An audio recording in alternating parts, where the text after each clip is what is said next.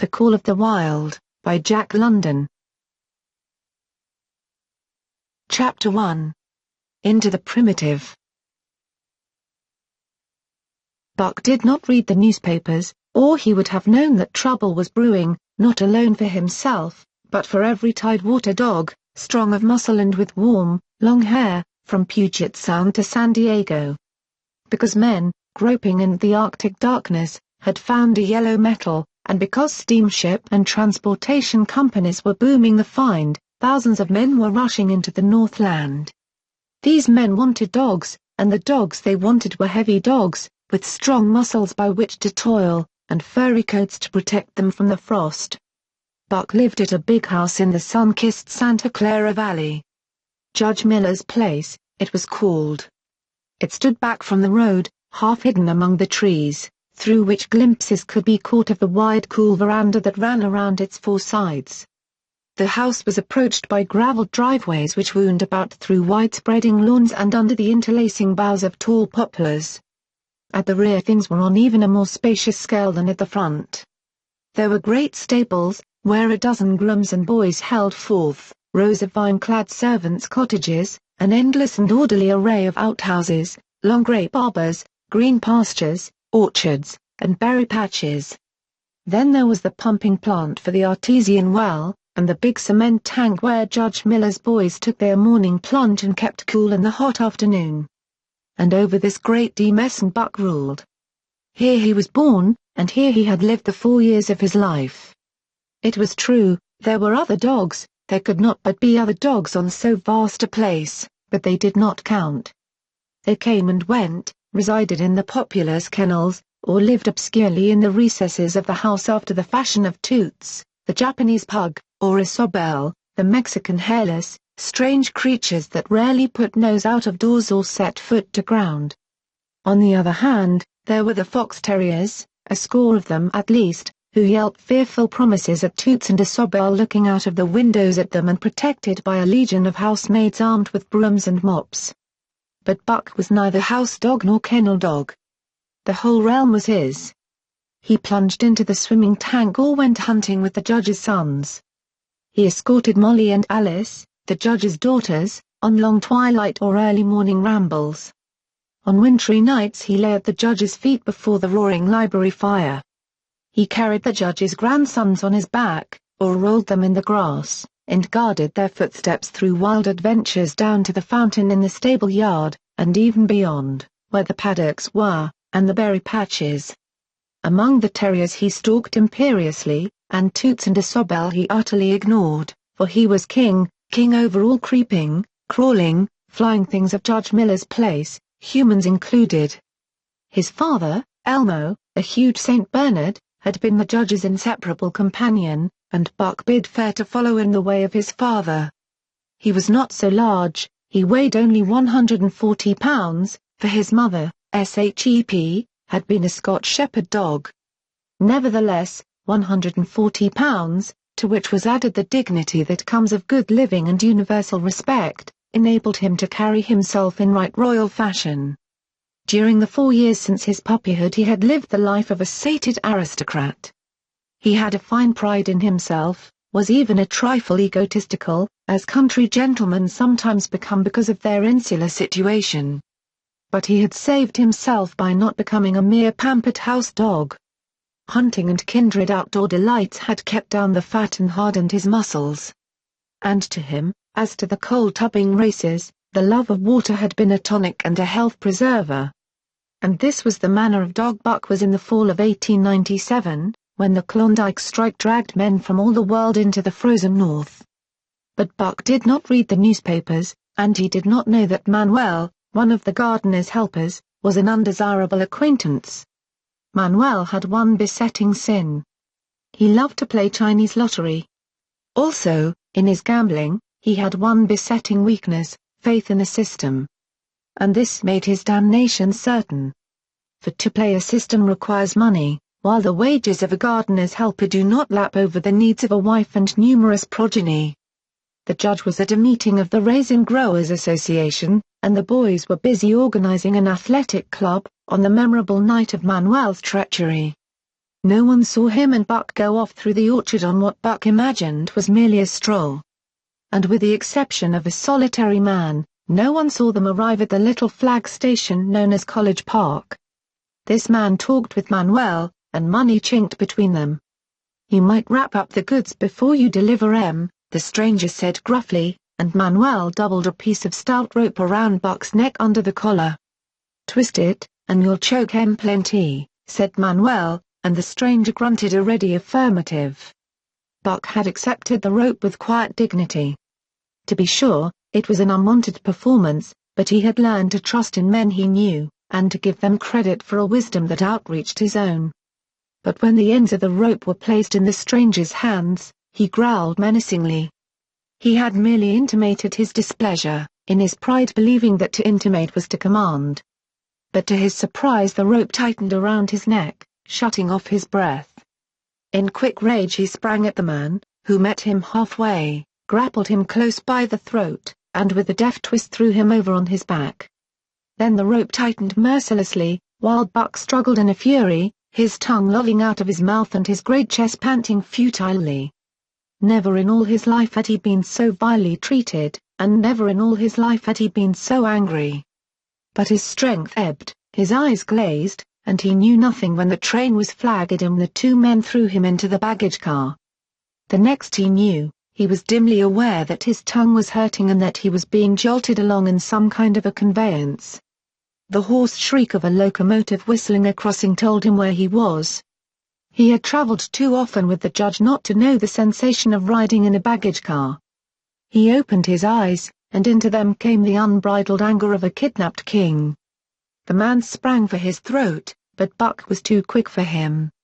His jaws closed on the hand, nor did they relax till his senses were choked out of him once more. "Yep, has Spitz," the man said, hiding his mangled hand from the baggageman, who had been attracted by the sounds of struggle. "I'm taking 'em up with the boss to Frisco. A crack dog doctor there thinks that he can cure 'em." Concerning that night's ride, the man spoke most eloquently for himself, in a little shed back of a saloon in the San Francisco waterfront. "All I get is 50 for it," he grumbled. "And I wouldn't do it over for 1,000, cold cash." His hand was wrapped in a bloody handkerchief, and the right trouser leg was ripped from knee to ankle. "How much did the other mug get?" the saloon keeper demanded.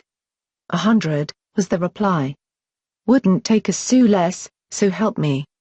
"That makes 150, the saloon keeper calculated. "And he's worth it, or I'm a squarehead." The kidnapper undid the bloody wrappings and looked at his lacerated hand.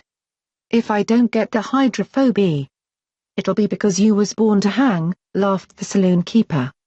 "Here, lend me a hand before you pull your freight," he added. Dazed, suffering intolerable pain from throat and tongue, with the life half throttled out of him, Buck attempted to face his tormentors. But he was thrown down and choked repeatedly, till they succeeded in filing the heavy brass collar from off his neck. Then the rope was removed, and he was flung into a cage-like crate. There he lay for the remainder of the weary night, nursing his wrath and wounded pride. He could not understand what it all meant. What did they want with him, these strange men? Why were they keeping him pent up in this narrow crate? He did not know why, but he felt oppressed by the vague sense of impending calamity. Several times during the night he sprang to his feet when the shed door rattled open, expecting to see the judge, or the boys at least. But each time it was the bulging face of the saloon keeper that peered in at him by the sickly light of a tallow candle. And each time the joyful bark that trembled in Buck's throat was twisted into a savage growl. But the saloon keeper let him alone, and in the morning 4 men entered and picked up the crate. More tormentors, Buck decided, for they were evil-looking creatures, ragged and unkempt. And he stormed and raged at them through the bars. They only laughed and poked sticks at him, which he promptly assailed with his teeth till he realized that that was what they wanted. Whereupon he lay down sullenly and allowed the crate to be lifted into a wagon. Then he, and the crate in which he was imprisoned, began a passage through many hands. Clerks in the express office took charge of him. He was carted about in another wagon. A truck carried him, with an assortment of boxes and parcels, upon a ferry steamer. He was trucked off the steamer into a great railway depot, and finally he was deposited in an express car. For 2 days and nights this express car was dragged along at the tail of shrieking locomotives. And for 2 days and nights Buck neither ate nor drank. In his anger he had met the first advances of the express messengers with growls, and they had retaliated by teasing him. When he flung himself against the bars, quivering and frothing, they laughed at him and taunted him. They growled and barked like detestable dogs, mewed, and flapped their arms and crowed. It was all very silly, he knew. But therefore the more outrage to his dignity, and his anger waxed and waxed, he did not mind the hunger so much, but the lack of water caused him severe suffering and fanned his wrath to fever pitch. For that matter, high-strung and finely sensitive, the ill treatment had flung him into a fever, which was fed by the inflammation of his parched and swollen throat and tongue. He was glad for one thing, the rope was off his neck. That had given them an unfair advantage. But now that it was off, he would show them. They would never get another rope around his neck. Upon that he was resolved. For 2 days and nights he neither ate nor drank, and during those 2 days and nights of torment, he accumulated a fund of wrath that boded ill for whoever first fell foul of him. His eyes turned bloodshot, and he was metamorphosed into a raging fiend. So changed was he that the judge himself would not have recognized him. And the express messengers breathed with relief when they bundled him off the train at Seattle. 4 men gingerly carried the crate from the wagon into a small, high-walled backyard. A stout man, with a red sweater that sagged generously at the neck, came out and signed the book for the driver. That was the man, Buck divined, the next tormentor, and he hurled himself savagely against the bars. The man smiled grimly, and brought a hatchet and a club. "You ain't going to take him out now?" the driver asked. "Sure," the man replied, driving the hatchet into the crate for a pry. There was an instantaneous scattering of the 4 men who had carried it in, and from safe perches on top the wall they prepared to watch the performance. Buck rushed at the splintering wood, sinking his teeth into it, surging and wrestling with it. Wherever the hatchet fell on the outside, he was there on the inside, snarling and growling, as furiously anxious to get out as the man in the red sweater was calmly intent on getting him out. "Now, you red-eyed devil," he said, when he had made an opening sufficient for the passage of Buck's body. At the same time he dropped the hatchet and shifted the club to his right hand. And Buck was truly a red-eyed devil, as he drew himself together for the spring, hair bristling, mouth foaming, a mad glitter in his bloodshot eyes. Straight at the man he launched his 140 pounds of fury, surcharged with a pent passion of 2 days and nights.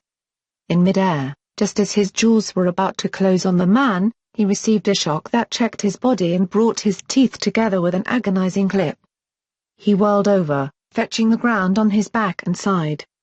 He had never been struck by a club in his life, and did not understand. With a snarl that was part bark and more scream he was again on his feet and launched into the air. And again the shock came and he was brought crashingly to the ground. This time he was aware that it was the club, but his madness knew no caution. A dozen times he charged, and as often the club broke the charge and smashed him down. After a particularly fierce blow, he crawled to his feet too dazed to rush. He staggered limply about, the blood flowing from nose and mouth and ears, his beautiful coat sprayed and flecked with bloody slaver. Then the man advanced and deliberately dealt him a frightful blow on the nose. All the pain he had endured was as nothing compared with the exquisite agony of this. With a roar that was almost lion-like in its ferocity, he again hurled himself at the man. But the man, shifting the club from right to left, coolly caught him by the underjaw, at the same time wrenching downward and backward. Buck described a complete circle in the air, and half of another, then crashed to the ground on his head and chest. For the last time he rushed. The man struck the shrewd blow he had purposely withheld for so long, and Buck crumpled up and went down, knocked utterly senseless. "He's no slouch at dog break-in, that's what I say," one of the men on the wall cried enthusiastically. "Drop the brake calories any day, and twice on Sundays," was the reply of the driver, as he climbed on the wagon and started the horses.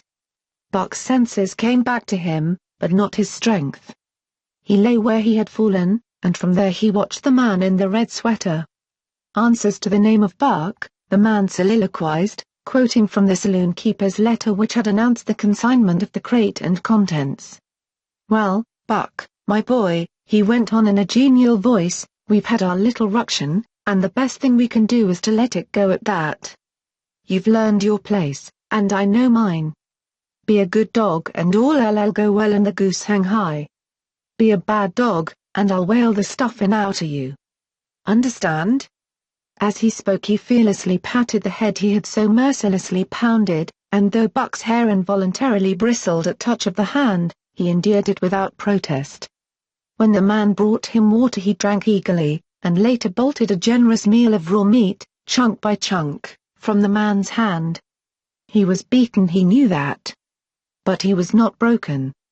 He saw, once for all, that he stood no chance against a man with a club. He had learned the lesson, and in all his afterlife he never forgot it. That club was a revelation. It was his introduction to the reign of primitive law, and he met the introduction halfway. The facts of life took on a fiercer aspect. And while he faced that aspect uncode, he faced it with all the latent cunning of his nature aroused. As the days went by, other dogs came, in crates and at the ends of ropes, some docilely, and some raging and roaring as he had come. And, one and all, he watched them pass under the dominion of the man in the red sweater. Again and again, as he looked at each brutal performance, the lesson was driven home to Buck: a man with a club was a lawgiver, a master to be obeyed, though not necessarily conciliated. Of this last Buck was never guilty, though he did see beaten dogs that fawned upon the man, and wagged their tails, and licked his hand. Also he saw one dog, that would neither conciliate nor obey, finally killed in the struggle for mastery. Now and again men came, strangers, who talked excitedly, wheedlingly, and in all kinds of fashions to the man in the red sweater. And at such times that money passed between them the strangers took one or more of the dogs away with them. Buck wondered where they went, for they never came back. But the fear of the future was strong upon him, and he was glad each time when he was not selected. Yet his time came, in the end, in the form of a little weazened man who spat broken English and many strange and uncouth exclamations which Buck could not understand. "Sacredam," he cried, when his eyes lit upon Buck. "Dat one damn bully dog, eh? How mock? 300, and a present at that," was the prompt reply of the man in the red sweater. "And seem it's government money, you ain't got no kick coming, eh, Perot?" Perot grinned. Considering that the price of dogs had been boomed skyward by the unwanted demand, it was not an unfair sum for so fine an animal. The Canadian government would be no loser, nor would its dispatches travel the slower. Perot knew dogs, and when he looked at Buck he knew that he was 1 in 1,000, 1 in 10,000, he commented mentally. Buck saw money pass between them, and was not surprised when Curly, a good-natured Newfoundland, and he were led away by the little weazened man. That was the last he saw of the man in the red sweater, and as Curly and he looked at receding Seattle from the deck of the Narwhal, it was the last he saw of the warm Southland. Curly and he were taken below by Perot and turned over to a black-faced giant called Francois. Perot was a French-Canadian, and swarthy. But Francois was a French-Canadian half-breed, and twice as swarthy. They were a new kind of men to Buck of which he was destined to see many more, and while he developed no affection for them, he nonetheless grew honestly to respect them. He speedily learned that Perot and Francois were fair men, calm and impartial in administering justice, and too wise in the way of dogs to be fooled by dogs. In the 'tween decks of the Narwhal, Buck and Curly joined 2 other dogs. One of them was a big, snow-white fellow from Spitzbergen who had been brought away by a whaling captain, and who had later accompanied a geological survey into the Barrens. He was friendly, in a treacherous sort of way, smiling into one's face the while he meditated some underhand trick, as, for instance, when he stole from Buck's food at the first meal. As Buck sprang to punish him, the lash of Francois' whip sang through the air, reaching the culprit first. and nothing remained to Buck but to recover the bone. That was fair of Francois, he decided, and the half-breed began his rise in Buck's estimation. The other dog made no advances, nor received any. Also, he did not attempt to steal from the newcomers. He was a gloomy, morose fellow, and he showed Curly plainly that all he desired was to be left alone, and further, that there would be trouble if you were not left alone. Dave he was called, and he ate and slept, or yawned between times, and took interest in nothing, not even when the narwhal crossed Queen Charlotte Sound and rolled and pitched and bucked like a thing possessed. When Buck and Curly grew excited, half wild with fear, he raised his head as though annoyed, favored them with an incurious glance, yawned, and went to sleep again. Day and night the ship throbbed to the tireless pulse of the propeller, and though one day was very like another, it was apparent to Buck that the weather was steadily growing colder. At last, one morning, the propeller was quiet, and the narwhal was pervaded with an atmosphere of excitement. He felt it, as did the other dogs, and knew that a change was at hand. Francois leashed them and brought them on deck. At the first step upon the cold surface, Buck's feet sank into a white mushy something very like mud. He sprang back with a snort. More of this white stuff was falling through the air. He shook himself, but more of it fell upon him. He sniffed it curiously, then licked some up on his tongue. It bit like fire, and the next instant was gone. This puzzled him. He tried it again, with the same result. The onlookers laughed uproariously, and he felt ashamed, he knew not why, for it was his first snow. Chapter 2. The Law of Club and Fang. Buck's first day on the Dye beach was like a nightmare. Every hour was filled with shock and surprise. He had been suddenly jerked from the heart of civilization and flung into the heart of things primordial. No lazy, sun-kissed life was this, with nothing to do but loaf and be bored. Here was neither peace, nor rest, nor a moment's safety. All was confusion and action, and every moment life and limb were in peril. There was imperative need to be constantly alert. For these dogs and men were not town dogs and men. They were savages, all of them, who knew no law but the law of club and fang. He had never seen dogs fight as these wolfish creatures fought, and his first experience taught him an unforgettable lesson. It is true, it was a vicarious experience, else he would not have lived to profit by it. Curly was the victim. They were camped near the log store, where she, in her friendly way, made advances to a husky dog the size of a full-grown wolf, though not half so large as she. There was no warning, only a leap and like a flash, a metallic clip of teeth, a leap out equally swift, and Curly's face was ripped open from eye to jaw. It was the wolf manner of fighting, to strike and leap away. But there was more to it than this. 30 or 40 huskies ran to the spot and surrounded the combatants in an intent and silent circle. Buck did not comprehend that silent intentness, nor the eager way with which they were licking their chops. Curly rushed her antagonist, who struck again and leapt aside. He met her next rush with his chest, in a peculiar fashion that tumbled her off her feet. She never regained them, this was what the onlooking huskies had waited for. They closed in upon her, snarling and yelping, and she was buried, screaming with agony, beneath the bristling mass of bodies. So sudden was it, and so unexpected, that Buck was taken aback. He saw Spitz run out his scarlet tongue in a way he had of laughing. And he saw Francois, swinging an axe, spring into the mess of dogs. 3 men with clubs were helping him to scatter them. It did not take long. 2 minutes from the time Curly went down, the last of her assailants were clubbed off. But she lay there limp and lifeless in the bloody, trampled snow, almost literally torn to pieces, the swart half-breed standing over her and cursing horribly. The scene often came back to Buck to trouble him in his sleep. So that was the way. No fair play. Once down, that was the end of you. Well, he would see to it that he never went down. Spitz ran out his tongue and laughed again, and from that moment Buck hated him with a bitter and deathless hatred. Before he had recovered from the shock caused by the tragic passing of Curly, he received another shock. Francois fastened upon him an arrangement of straps and buckles. It was a harness, such as he had seen the grooms put on the horses at home. And as he had seen horses work, so he was set to work, hauling Francois on a sled to the forest that fringed the valley, and returning with a load of firewood. Though his dignity was sorely hurt by thus being made a draft animal, he was too wise to rebel. He buckled down with a will and did his best, though it was all new and strange. Francois was stern, demanding instant obedience, and by virtue of his whip receiving instant obedience.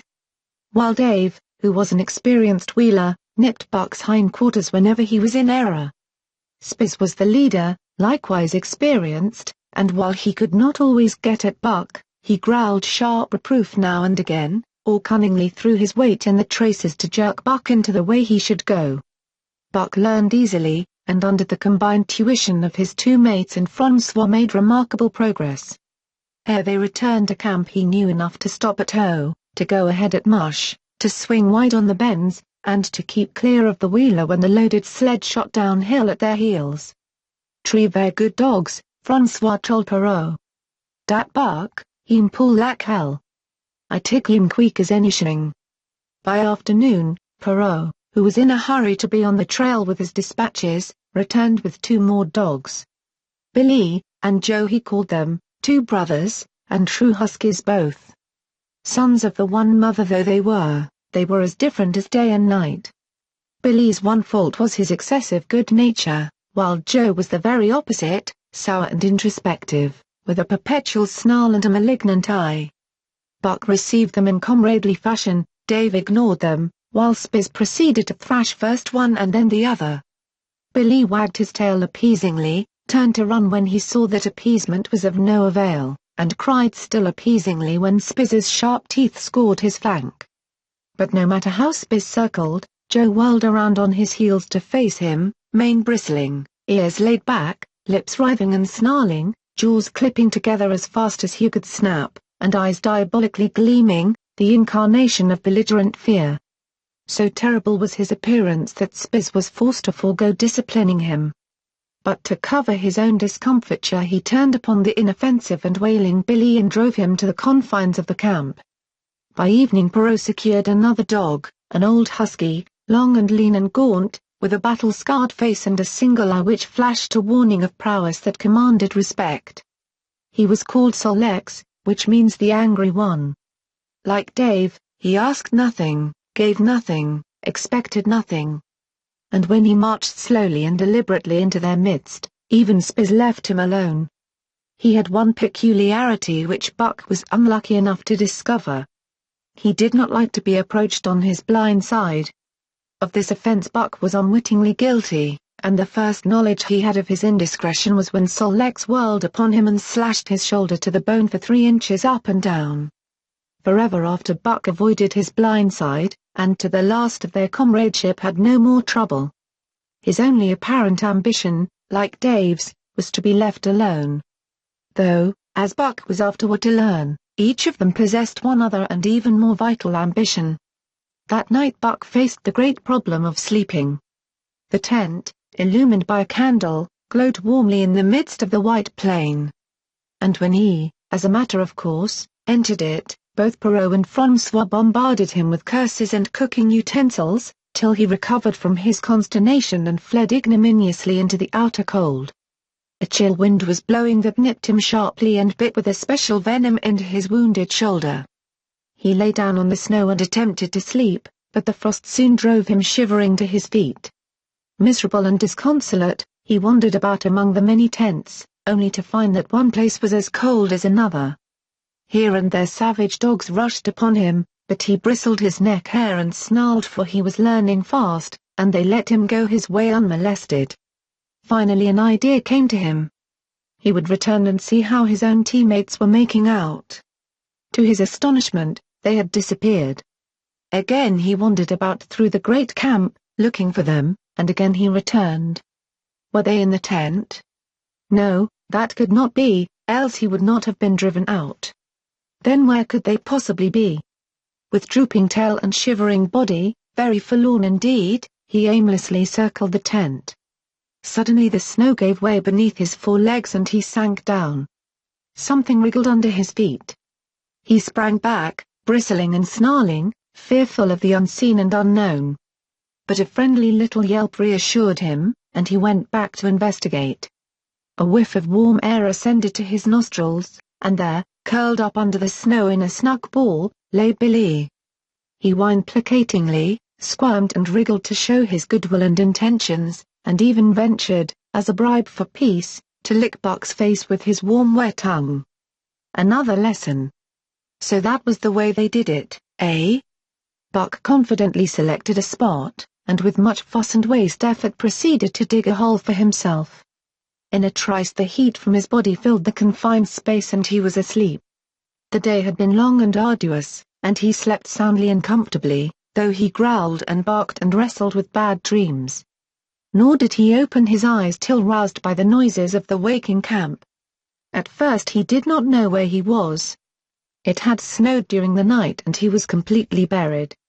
The snow walls pressed him on every side, and a great surge of fear swept through him, the fear of the wild thing for the trap. It was a token that he was harking back through his own life to the lives of his forebears.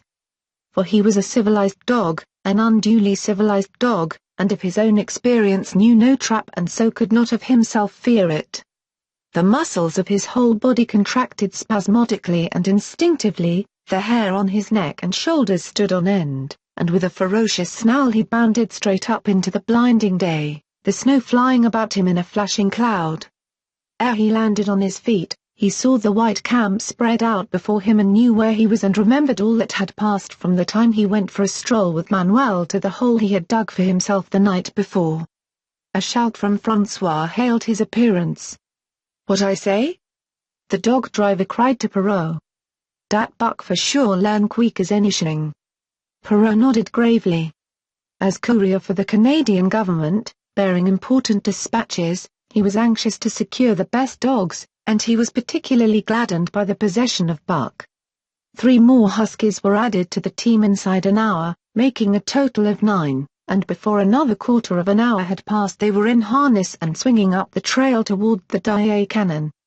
Buck was glad to be gone, and though the work was hard he found he did not particularly despise it. He was surprised at the eagerness which animated the whole team and which was communicated to him. But still more surprising was the change wrought in Dave and Sol-Leks. They were new dogs, utterly transformed by the harness. All passiveness and unconcern had dropped from them. They were alert and active, anxious that the work should go well, and fiercely irritable with whatever, by delay or confusion, retarded that work. The toil of the traces seemed the supreme expression of their being, and all that they lived for and the only thing in which they took delight. Dave was wheeler or sled dog, pulling in front of him was Buck, then came Sol-Leks. The rest of the team was strung out ahead, single file, to the leader, which position was filled by Spitz. Buck had been purposely placed between Dave and Sol-Leks so that he might receive instruction. Apt scholar that he was, they were equally apt teachers, never allowing him to linger long in error, and enforcing their teaching with their sharp teeth. Dave was fair and very wise. He never nipped Buck without cause, and he never failed to nip him when he stood in need of it. As Francois' whip backed him up, Buck found it to be cheaper to mend his ways than to retaliate. Once, during a brief halt, when he got tangled in the traces and delayed the start, both Dave and Sol-Leks flew at him and administered a sound trouncing. The resulting tangle was even worse, but Buck took good care to keep the traces clear thereafter. And ere the day was done, so well had he mastered his work, his mates about ceased nagging him. Francois' whip snapped less frequently, and Perrault even honored Buck by lifting up his feet and carefully examining them.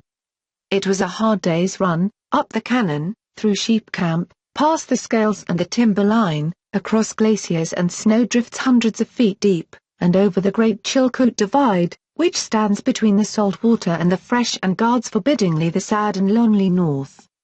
They made good time down the chain of lakes which fills the craters of extinct volcanoes, and late that night pulled into the huge camp at the head of Lake Bennett, where thousands of gold seekers were building boats against the break-up of the ice in the spring. Buck made his hole in the snow and slept the sleep of the exhausted just, but all too early was rooted out in the cold darkness and harnessed with his mates to the sled. That day they made 40 miles, the trail being packed. But the next day, and for many days to follow, they broke their own trail, worked harder, and made poorer time. As a rule, Perrault traveled ahead of the team, packing the snow with web shoes to make it easier for them. Francois, guiding the sled at the G-pole, sometimes exchanged places with him, but not often. Perrault was in a hurry, and he prided himself on his knowledge of ice, which knowledge was indispensable, for the fall ice was very thin, and where there was swift water, there was no ice at all. Day after day, for days unending, Buck toiled in the traces. Always, they broke camp in the dark, and the first gray of dawn found them hitting the trail with fresh miles reeled off behind them. And always they pitched camp after dark, eating their bit of fish, and crawling to sleep into the snow. Buck was ravenous. The pound-and-a-half of sun-dried salmon, which was his ration for each day, seemed to go nowhere. He never had enough, and suffered from perpetual hunger pangs. Yet the other dogs, because they weighed less and were born to the life, received a pound only of the fish and managed to keep in good condition. He swiftly lost the fastidiousness which had characterized his old life. A dainty eater, he found that his mates, finishing first, robbed him of his unfinished ration. There was no defending it. While he was fighting off 2 or 3, it was disappearing down the throats of the others. To remedy this, he ate as fast as they. And, so greatly did hunger compel him, he was not above taking what did not belong to him. He watched and learned. When he saw Pike, one of the new dogs, a clever malingerer and thief, slyly steal a slice of bacon when Perrault's back was turned, he duplicated the performance the following day, getting away with the whole chunk. A great uproar was raised, but he was unsuspected. While Dub, an awkward blunderer who was always getting caught, was punished for Buck's misdeed. This first theft marked Buck as fit to survive in the hostile Northland environment. It marked his adaptability, his capacity to adjust himself to changing conditions, the lack of which would have meant swift and terrible death. It marked, further, the decay or going to pieces of his moral nature, a vain thing and a handicap in the ruthless struggle for existence. It was all well enough in the Southland, under the law of love and fellowship, to respect private property and personal feelings. But in the Northland, under the law of club and fang, whoso took such things into account was a fool, and in so far as he observed them he would fail to prosper. Not that Buck reasoned it out. He was fit, that was all, and unconsciously he accommodated himself to the new mode of life. All his days, no matter what the odds, he had never run from a fight. But the club of the man in the red sweater had beaten into him a more fundamental and primitive code. Civilized, he could have died for a moral consideration, say the defense of Judge Miller's riding whip. But the completeness of his decivilization was now evidenced by his ability to flee from the defense of a moral consideration and so save his hide. He did not steal for joy of it, but because of the clamor of his stomach. He did not rob openly, but stole secretly and cunningly, out of respect for club and fang. In short, the things he did were done because it was easier to do them than not to do them. His development or retrogression was rapid. His muscles became hard as iron, and he grew callous to all ordinary pain. He achieved an internal as well as external economy. He could eat anything, no matter how loathsome or indigestible. And, once eaten, the juices of his stomach extracted the last least particle of nutriment. And his blood carried it to the farthest reaches of his body, building it into the toughest and stoutest of tissues. Sight and scent became remarkably keen, while his hearing developed such acuteness that in his sleep he heard the faintest sound and knew whether it heralded peace or peril. He learned to bite the ice out with his teeth when it collected between his toes. And when he was thirsty and there was a thick scum of ice over the waterhole, he would break it by rearing and striking it with stiff forelegs. His most conspicuous trait was an ability to scent the wind and forecast it a night in advance. No matter how breathless the air when he dug his nest by tree or bank, the wind that later blew inevitably found him to leeward, sheltered and snug. And not only did he learn by experience, but instincts long dead became alive again. the domesticated generations fell from him. In vague ways he remembered back to the youth of the breed, to the time the wild dogs ranged in packs through the primeval forest and killed their meat as they ran it down. It was no task for him to learn to fight with cut and slash in the quick wolf snap. In this manner had fought forgotten ancestors.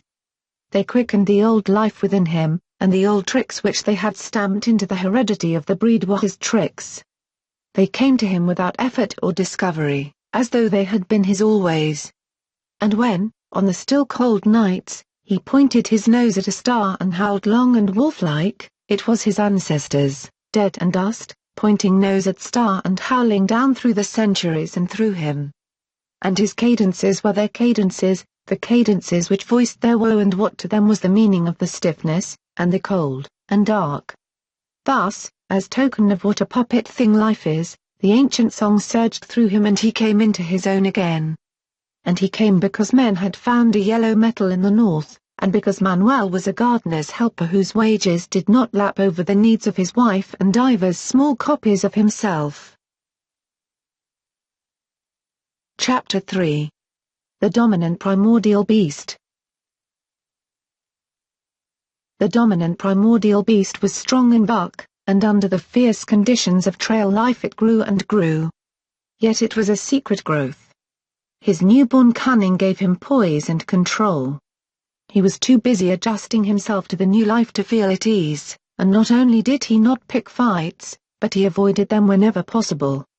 A certain deliberateness characterized his attitude. He was not prone to rashness and precipitate action. And in the bitter hatred between him and Spitz he betrayed no impatience, shunned all offensive acts. On the other hand, possibly because he divined in Buck a dangerous rival, Spitz never lost an opportunity of showing his teeth. He even went out of his way to bully Buck, striving constantly to start the fight which could end only in the death of one or the other. Early in the trip this might have taken place had it not been for an unwanted accident. At the end of this day they made a bleak and miserable camp on the shore of Lake Le Barge. Driving snow, a wind that cut like a white-hot knife, and darkness had forced them to grope for a camping place. They could hardly have fared worse. At their backs rose a perpendicular wall of rock, and Perrault and Francois were compelled to make their fire and spread their sleeping robes on the ice of the lake itself. The tent they had discarded at Daae in order to travel light. A few sticks of driftwood furnished them with a fire that thawed down through the ice and left them to eat supper in the dark. Close in under the sheltering rock Buck made his nest. So snug and warm was it, that he was loath to leave it when Francois distributed the fish which he had first thawed over the fire. But when Buck finished his ration and returned, he found his nest occupied. A warning snarl told him that the trespasser was Spitz. Till now Buck had avoided trouble with his enemy, but this was too much. The beast in him roared. He sprang upon Spitz with a fury which surprised them both, and Spitz particularly, for his whole experience with Buck had gone to teach him that his rival was an unusually timid dog, who managed to hold his own only because of his great weight and size. Francois was surprised too, when they shot out in a tangle from the disrupted nest and he divined the cause of the trouble. "Away!" he cried to Buck. "Give it to him, by gar give it to him, the dirty thief." Spitz was equally willing. He was crying with sheer rage and eagerness as he circled back and forth for a chance to spring, and Buck was no less eager, and no less cautious, as he likewise circled back and forth for the advantage. But it was then that the unexpected happened, the thing which projected their struggle for supremacy far into the future, past many a weary mile of trail and toil. An oath from Perrault, the resounding impact of a club upon a bony frame, and a shrill yelp of pain, heralded the breaking forth of pandemonium. The camp was suddenly discovered to be alive with skulking furry forms, starving huskies, 4 or 5 score of them, who had scented the camp from some Indian village. They had crept in while Buck and Spitz were fighting, and when the 2 men sprang among them with stout clubs they showed their teeth and fought back. They were crazed by the smell of the food. Perrault found one with head buried in the grub box. His club landed heavily on the gaunt ribs, and the grub box was capsized on the ground. On the instant a score of the famished brutes were scrambling for the bread and bacon. The clubs fell upon them unheeded. They yelped and howled under the rain of blows, but struggled nonetheless madly till the last crumb had been devoured.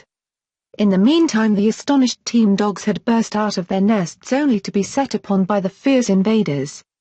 Never had Buck seen such dogs. It seemed as though their bones would burst through their skins.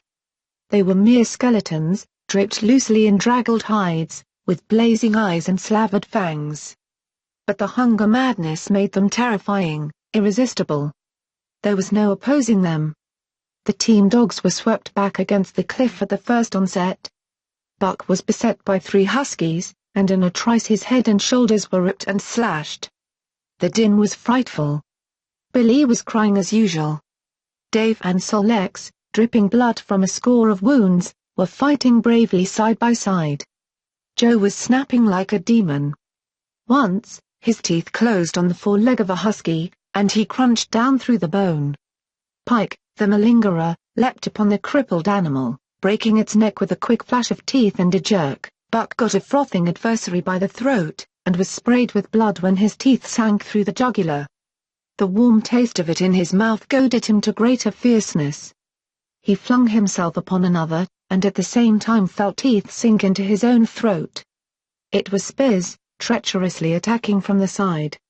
Perrault and Francois, having cleaned out their part of the camp, hurried to save their sled dogs.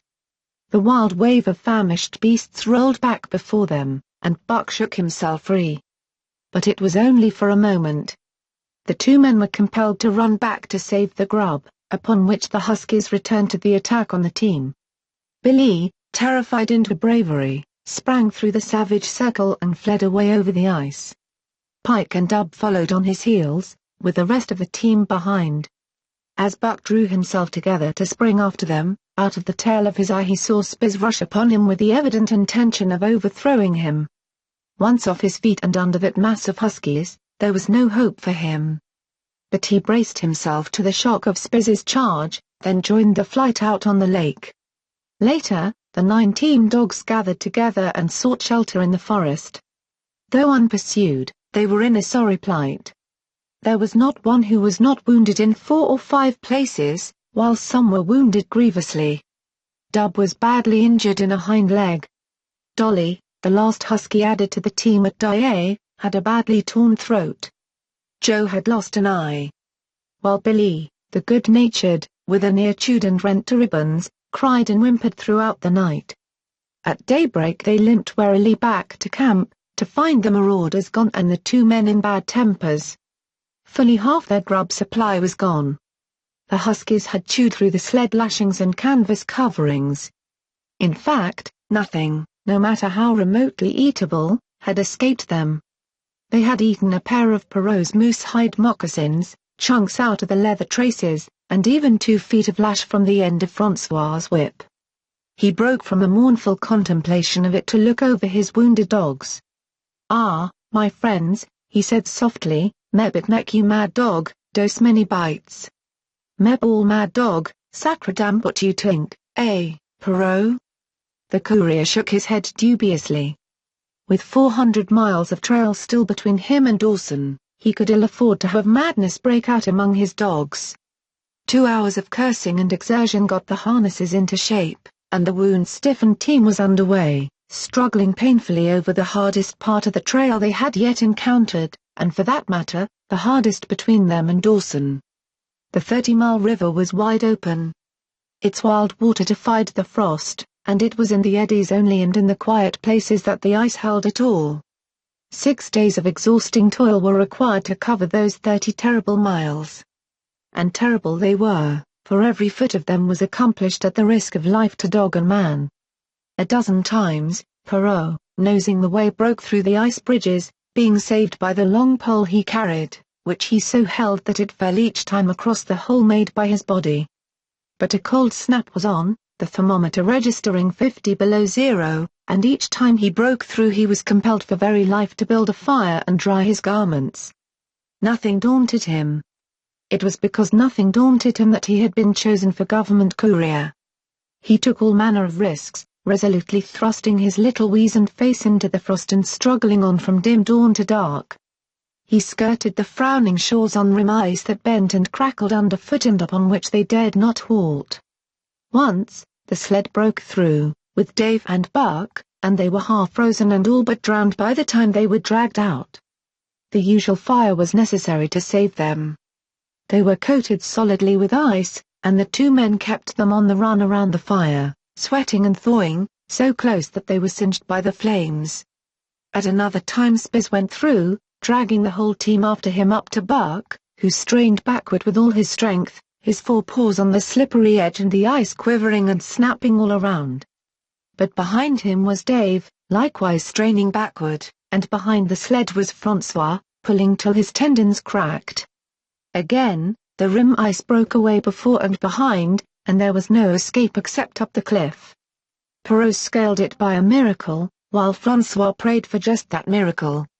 And with every thong and sled lashing and the last bit of harness rove into a long rope, the dogs were hoisted, one by one, to the cliff crest.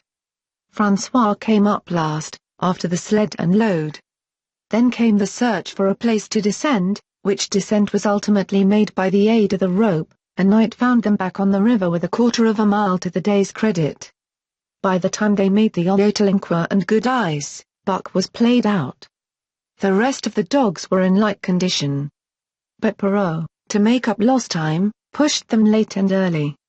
The first day they covered 35 miles to the Big Salmon. The next day 35 more to the Little Salmon. The third day 40 miles, which brought them well up toward the Five Fingers. Buck's feet were not so compact and hard as the feet of the Huskies. His had softened during the many generations since the day his last wild ancestor was tamed by a cave dweller or river man. All day long he limped in agony, and camp once made, lay down like a dead dog. Hungry as he was, he would not move to receive his ration of fish, which Francois had to bring to him. Also, the dog driver rubbed Buck's feet for half an hour each night after supper, and sacrificed the tops of his own moccasins to make 4 moccasins for Buck. This was a great relief, and Buck caused even the weazened face of Perrault to twist itself into a grin one morning, when Francois forgot the moccasins and Buck lay on his back, his 4 feet waving appealingly in the air, and refused to budge without them. Later his feet grew hard to the trail, and the worn-out footgear was thrown away. At the Pelly one morning, as they were harnessing up, Dolly, who had never been conspicuous for anything, went suddenly mad. She announced her condition by a long, heartbreaking wolf howl that sent every dog bristling with fear, then sprang straight for Buck. He had never seen a dog go mad, nor did he have any reason to fear madness. Yet he knew that he was horror, and fled away from it in a panic. Straight away he raced, with Dolly, panting and frothing, one leap behind. Nor could she gain on him, so great was his terror, nor could he leave her, so great was her madness. He plunged through the wooded breast of the island, flew down to the lower end, crossed a back channel filled with rough ice to another island, gained a third island, curved back to the main river, and in desperation started to cross it. And all the time, though he did not look, he could hear her snarling just one leap behind. Francois called to him a quarter of a mile away and he doubled back, still one leap ahead, gasping painfully for air and putting all his faith in that Francois would save him. The dog driver held the axe poised in his hand, and as Buck shot past him the axe crashed down upon Mad Dolly's head. Buck staggered over against the sled, exhausted, sobbing for breath, helpless. This was Spitz's opportunity. He sprang upon Buck, and twice his teeth sank into his unresisting foe and ripped and tore the flesh to the bone. Then Francois's lash descended, and Buck had the satisfaction of watching Spitz receive the worst whipping as yet administered to any of the teams. "One devil, dat Spitz," remarked Perrault. "Some damn day him killed dat Buck." "Dat Buck 2 devils," was Francois's rejoinder. "All de time I watch dat Buck I know for sure. Listen, some damn fine day him get mad like hell and den him chew dat Spitz all up and spit him out on de snow." "Sure. I know." From then on it was war between them. Spitz, as lead dog and acknowledged master of the team, felt his supremacy threatened by this strange Southland dog. And strange Buck was to him, for of the many Southland dogs he had known, not one had shown up worthily in camp and on trail. They were all too soft, dying under the toil, the frost, and starvation. Buck was the exception. He alone endured and prospered, matching the husky in strength, savagery, and cunning. Then he was a masterful dog, and what made him dangerous was the fact that the club of the man in the red sweater had knocked all blind pluck and rashness out of his desire for mastery. He was preeminently cunning, and could bide his time with a patience that was nothing less than primitive. It was inevitable that the clash for leadership should come. Buck wanted it. He wanted it because it was his nature, because he had been gripped tight by that nameless, incomprehensible pride of the trail and trace, that pride which holds dogs in the toil to the last gasp, which lures them to die joyfully in the harness, and breaks their hearts if they are cut out of the harness. This was the pride of Dave as wheel dog, of Sol Lex as he pulled with all his strength. The pride that laid hold of them at break of camp, transforming them from sour and sullen brutes into straining, eager, ambitious creatures. The pride that spurred them on all day and dropped them at pitch of camp at night, letting them fall back into gloomy unrest and uncontent. This was the pride that bore up Spitz and made him thrash the sled dogs who blundered and shirked in the traces or hid away at harness-up time in the morning. Likewise it was this pride that made him fear Buck as a possible lead dog. And this was Buck's pride too. He openly threatened the other's leadership. He came between him and the shirks he should have punished. And he did it deliberately. One night there was a heavy snowfall, and in the morning Pike, the malingerer, did not appear. He was securely hidden in his nest under a foot of snow. Francois called him and sought him in vain. Spitz was wild with wrath. He raged through the camp, smelling and digging in every likely place, snarling so frightfully that Pike heard and shivered in his hiding place. But when he was at last unearthed, and Spitz flew at him to punish him, Buck flew, with equal rage, in between. So unexpected was it, and so shrewdly managed, that Spitz was hurled backward and off his feet. Pike, who had been trembling abjectly, took heart at this open mutiny, and sprang upon his overthrown leader. Buck, to whom fair play was a forgotten code, likewise sprang upon Spitz. But Francois, chuckling at the incident while unswerving in the administration of justice, brought his lash down upon Buck with all his might. This failed to drive Buck from his prostrate rival, and the butt of the whip was brought into play. Half stunned by the blow, Buck was knocked backward and the lash laid upon him again and again, while Spitz soundly punished the many times offending Pike. In the days that followed, as Dawson grew closer and closer, Buck still continued to interfere between Spitz and the culprits. But he did it craftily. When Francois was not around, with the cover mutiny of Buck, a general insubordination sprang up and increased. Dave and Sol Lex were unaffected, but the rest of the team went from bad to worse. Things no longer went right. There was continual bickering and jangling. Trouble was always afoot, and at the bottom of it was Buck. He kept Francois busy, for the dog driver was in constant apprehension of the life and death struggle between the two which he knew must take place sooner or later. And on more than one night the sounds of quarreling and strife among the other dogs turned him out of his sleeping robe, fearful that Buck and Spitz were at it. But the opportunity did not present itself, and they pulled into Dawson one dreary afternoon with a great fight still to come. Here were many men, and countless dogs, and Buck found them all at work. It seemed the ordained order of things that dogs should work. All day they swung up and down the main street in long teams, and in the night their jingling bells still went by. They hauled cabin logs and firewood, freighted up to the mines, and did all manner of work that horses did in the Santa Clara Valley. Here and there Buck met Southland dogs, but in the main they were the wild wolf husky breed. Every night, regularly, at 9, at 12, at 3, they lifted a nocturnal song, a weird and eerie chant, in which it was Buck's delight to join. With the aurora borealis flaming coldly overhead, or the stars leaping in the frost dance, and the land numb and frozen under its pall of snow, this song of the huskies might have been the defiance of life, only it was pitched in minor key, with long-drawn wailings and half-sobs, and was more the pleading of life, the articulate travail of existence. It was an old song, old as the breed itself, one of the first songs of the younger world in a day when songs were sad. It was invested with the woe of unnumbered generations, this plaint by which Buck was so strangely stirred. When he moaned and sobbed, it was with the pain of living that was of old the pain of his wild fathers, and the fear and mystery of the cold and dark that was to them fear and mystery. And that he should be stirred by it marked the completeness with which he harked back through the ages of fire and roof to the raw beginnings of life in the howling ages. 7 days from the time they pulled into Dawson, they dropped down the steep bank by the barracks to the Yukon Trail, and pulled for Dye and salt water. Perot was carrying dispatches if anything more urgent than those he had brought in. Also, the travel pride had gripped him, and he purposed to make the record trip of the year. Several things favored him in this. The week's rest had recuperated the dogs and put them in thorough trim. The trail they had broken into the country was packed hard by later journeyers.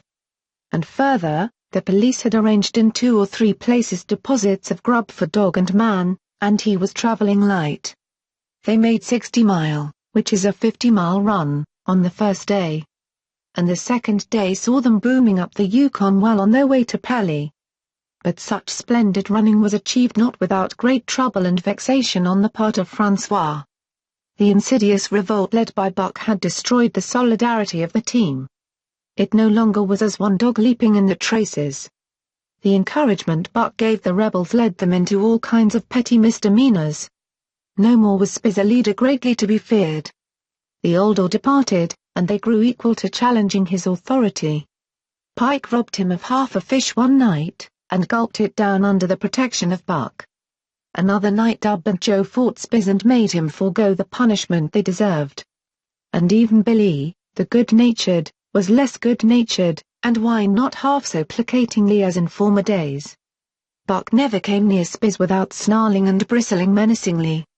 In fact, his conduct approached that of a bully, and he was given to swaggering up and down before Spitz's very nose.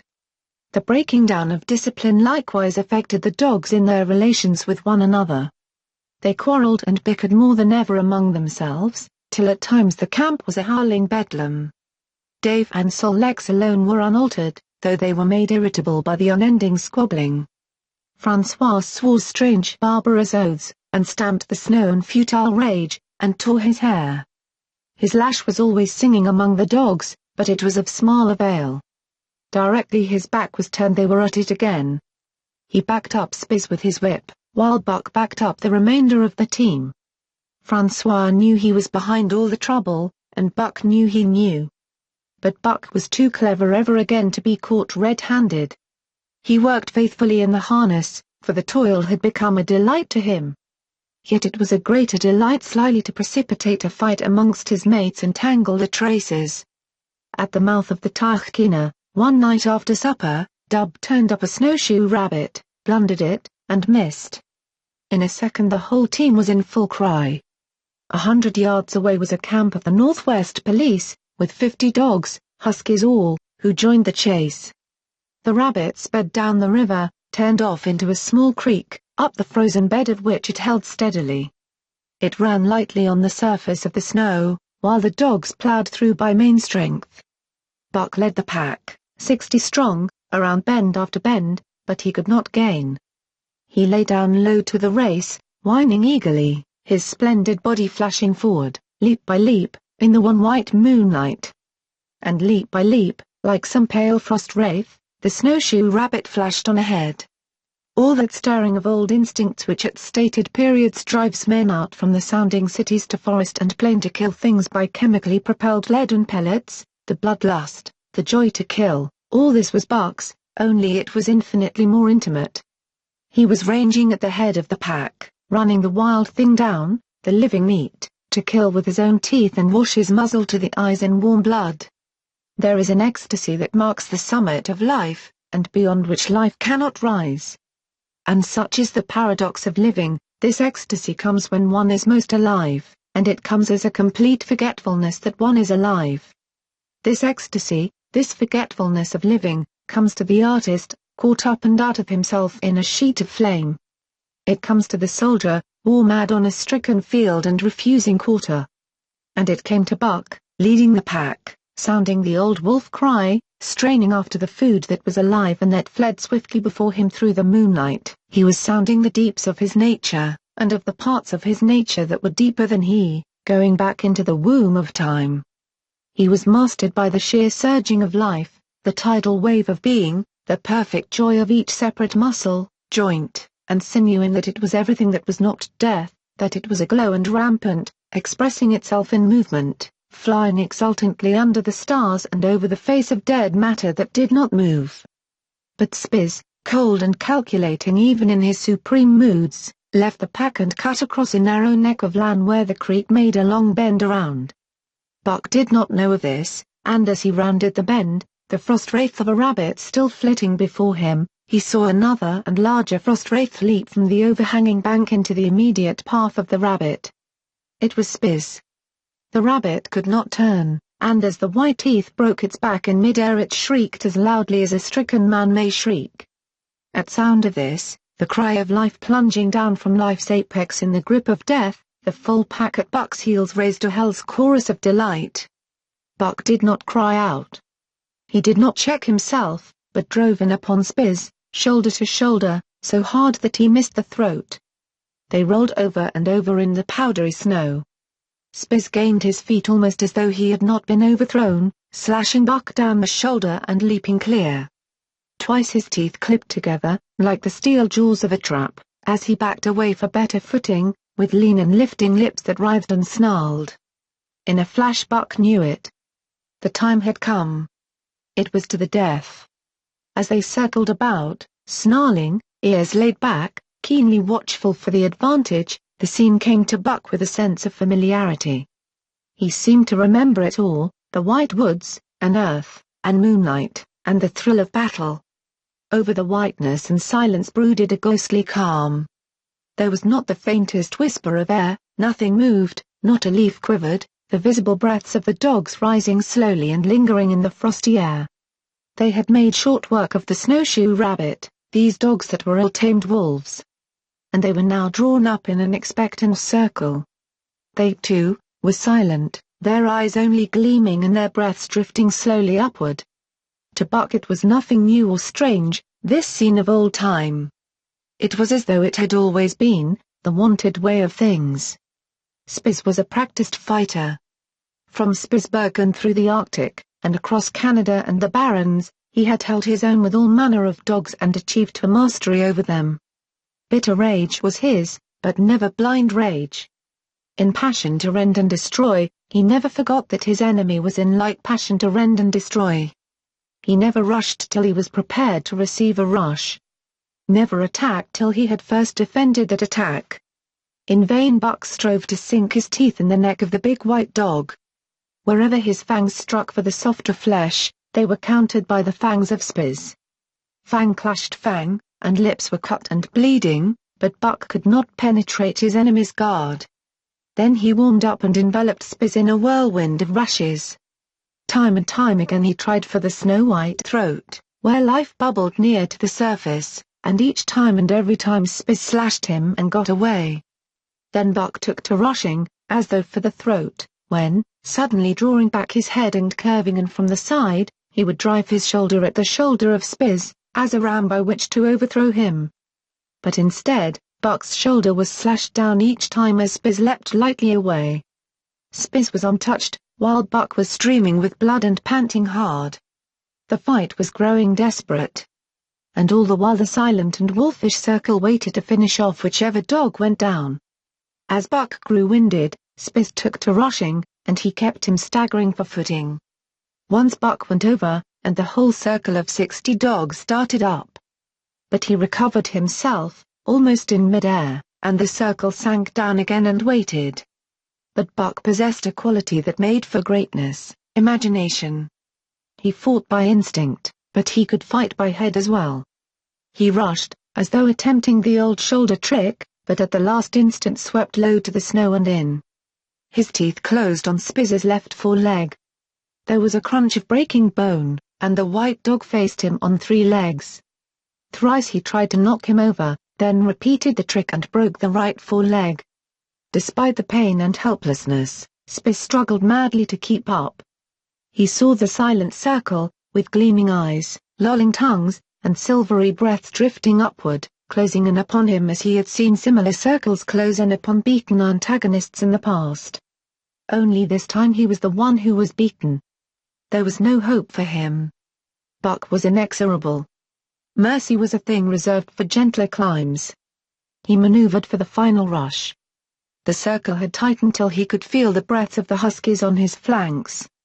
He could see them, beyond Spitz and to either side, half crouching for the spring, their eyes fixed upon him. A pause seemed to fall. Every animal was motionless as though turned to stone.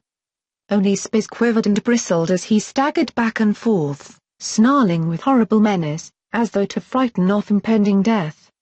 Then Buck sprang in and out. But while he was in, shoulder had at last squarely met shoulder. The dark circle became a dot on the moon-flooded snow as Spitz disappeared from view.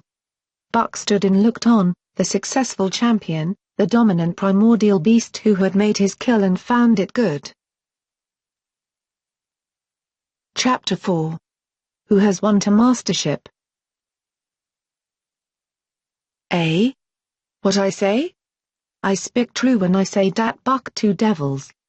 This was Francois's speech next morning when he discovered Spitz missing and Buck covered with wounds. He drew him to the fire and by its light pointed them out. Dat Spitz fight like hell, said Perrault, as he surveyed the gaping rips and cuts. And dat Buck fight like two hells, was Francois's answer. And now we make good time. No more Spitz, no more trouble, sure. While Perrault packed the camp outfit and loaded the sled, the dog driver proceeded to harness the dogs. Buck trotted up to the place Spitz would have occupied as leader. But Francois, not noticing him, brought Sol-Lex to the coveted position. In his judgment, Sol-Lex was the best led dog left. Buck sprang upon Sol-Lex in a fury, driving him back and standing in his place. Eh? Eh? Francois cried, slapping his thighs gleefully. Look at dat Buck. Him kill dat Spitz, him tink to take de job. Go away, Chuck, he cried, but Buck refused to budge. He took Buck by the scruff of the neck, and though the dog growled threateningly, dragged him to one side and replaced Sol-Lex.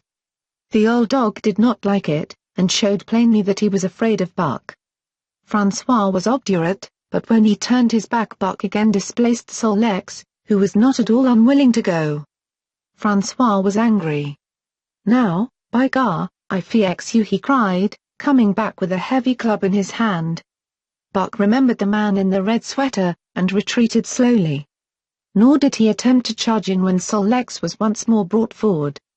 But he circled just beyond the range of the club, snarling with bitterness and rage. And while he circled he watched the club so as to dodge it if thrown by Francois, for he was become wise in the way of clubs. The driver went about his work, and he called to Buck when he was ready to put him in his old place in front of Dave. Buck retreated 2 or 3 steps. Francois followed him up, whereupon he again retreated. After some time of this, Francois threw down the club, thinking that Buck feared a thrashing. But Buck was in open revolt. He wanted, not to escape a clubbing, but to have the leadership. It was his by right. He had earned it, and he would not be content with less. Perrault took a hand. Between them they ran him about for the better part of an hour. They threw clubs at him. He dodged. They cursed him, and his fathers and mothers before him, and all his seed to come after him down to the remotest generation, and every hair on his body and drop of blood in his veins. And he answered curse with snarl and kept out of their reach. He did not try to run away, but retreated around and around the camp, advertising plainly that when his desire was met, he would come in and be good. Francois sat down and scratched his head. Perrault looked at his watch and swore. Time was flying, and they should have been on the trail an hour gone. Francois scratched his head again. He shook it and grinned sheepishly at the courier, who shrugged his shoulders in sign that they were beaten. Then Francois went up to where Sol-Lex stood and called to Buck. Buck laughed, as dogs laugh, yet kept his distance. Francois unfastened Sol-Lex's traces and put him back in his old place. The team stood harnessed to the sled in an unbroken line, ready for the trail. There was no place for Buck save at the front. Once more Francois called, and once more Buck laughed and kept away. "Throw down the club," Perrault commanded.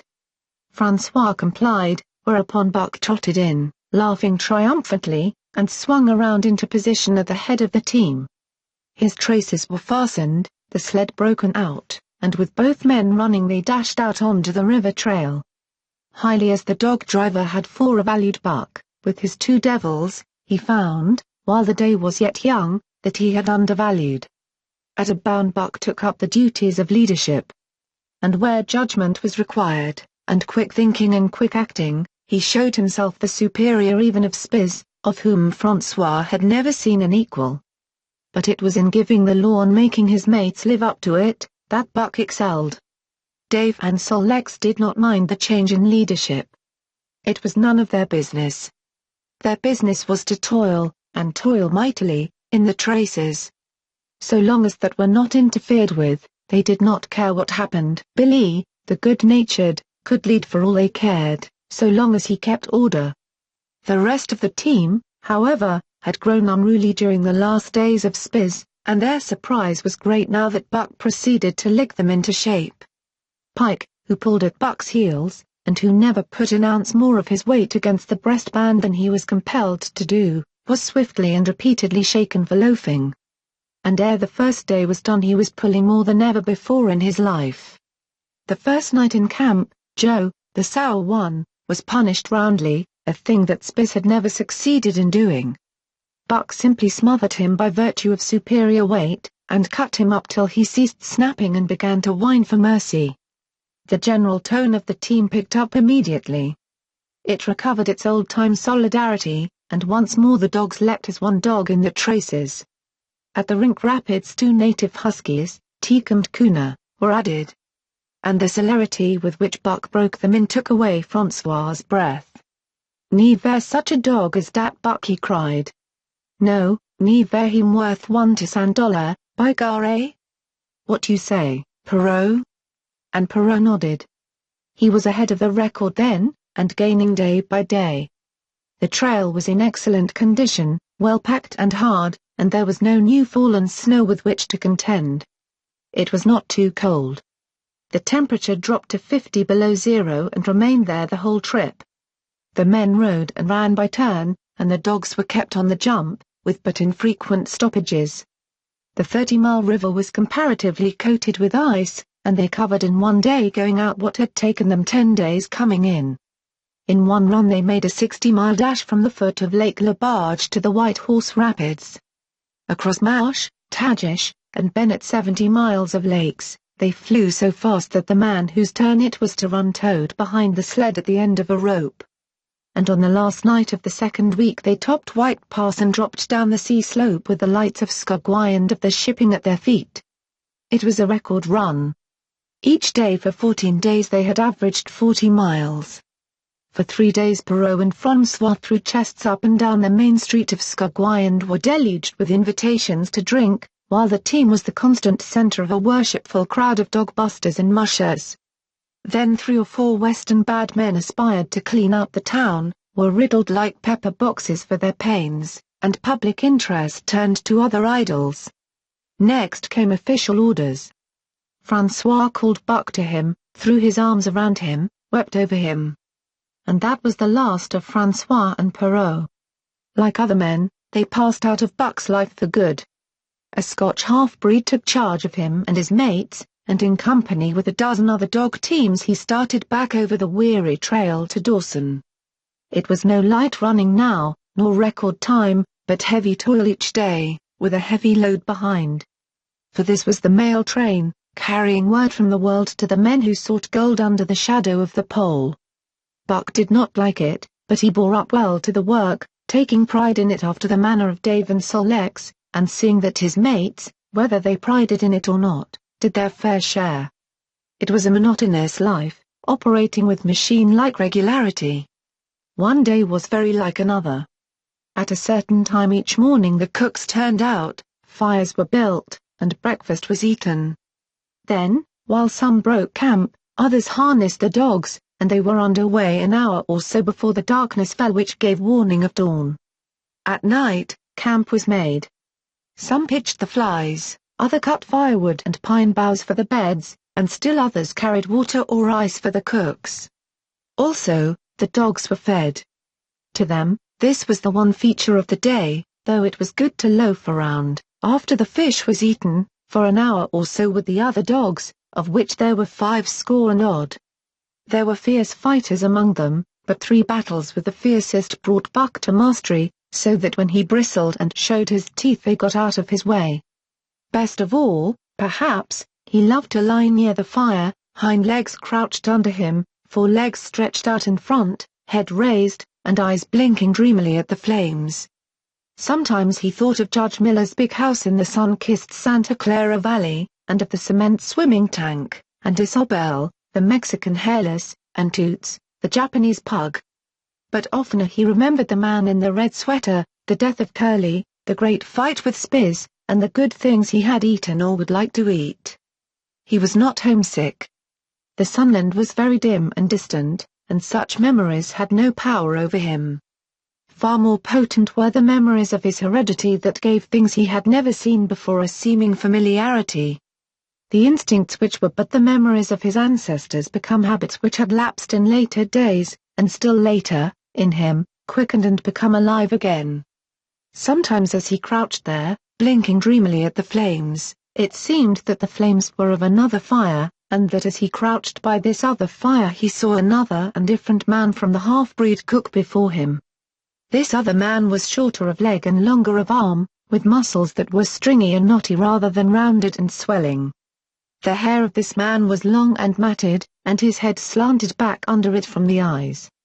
He uttered strange sounds, and seemed very much afraid of the darkness, into which he peered continually, clutching in his hand, which hung midway between knee and foot, a stick with a heavy stone made fast to the end. He was all but naked, a ragged and fire-scorched skin hanging partway down his back, but on his body there was much hair. In some places, across the chest and shoulders and down the outside of the arms and thighs, it was matted into almost a thick fur. He did not stand erect, but with trunk inclined forward from the hips, on legs that bent at the knees. About his body there was a peculiar springiness, or resiliency, almost cat-like, and a quick alertness as of one who lived in perpetual fear of things seen and unseen. At other times this hairy man squatted by the fire with head between his legs and slept. On such occasions his elbows were on his knees, his hands clasped above his head as though to shed rain by the hairy arms. And beyond that fire, in the circling darkness, Buck could see many gleaming coals, 2 by 2, always 2 by 2, which he knew to be the eyes of great beasts of prey. And he could hear the crashing of their bodies through the undergrowth, and the noises they made in the night. And dreaming there by the Yukon bank, with lazy eyes blinking at the fire, these sounds and sights of another world would make the hair to rise along his back and stand on end across his shoulders and up his neck, till he whimpered low and suppressedly, or growled softly, and the half-breed cook shouted at him, "Hey, you Buck, wake up!" whereupon the other world would vanish and the real world come into his eyes, and he would get up and yawn and stretch as though he had been asleep. It was a hard trip, with the mail behind them, and the heavy work wore them down. They were short of weight and in poor condition when they made Dawson, and should have had a 10 days or a week's rest at least.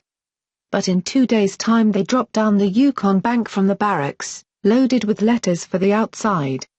The dogs were tired, the drivers grumbling, and to make matters worse, it snowed every day. This meant a soft trail, greater friction on the runners, and heavier pulling for the dogs. Yet the drivers were fair through it all, and did their best for the animals. Each night the dogs were attended to first. They ate before the drivers ate, and no man sought his sleeping robe till he had seen to the feet of the dogs he drove. Still, their strength went down. Since the beginning of the winter they had traveled 1,800 miles, dragging sleds the whole weary distance. And 1,800 miles will tell upon life of the toughest. Buck stood it, keeping his mates up to their work and maintaining discipline, though he too was very tired. Billy cried and whimpered regularly in his sleep each night.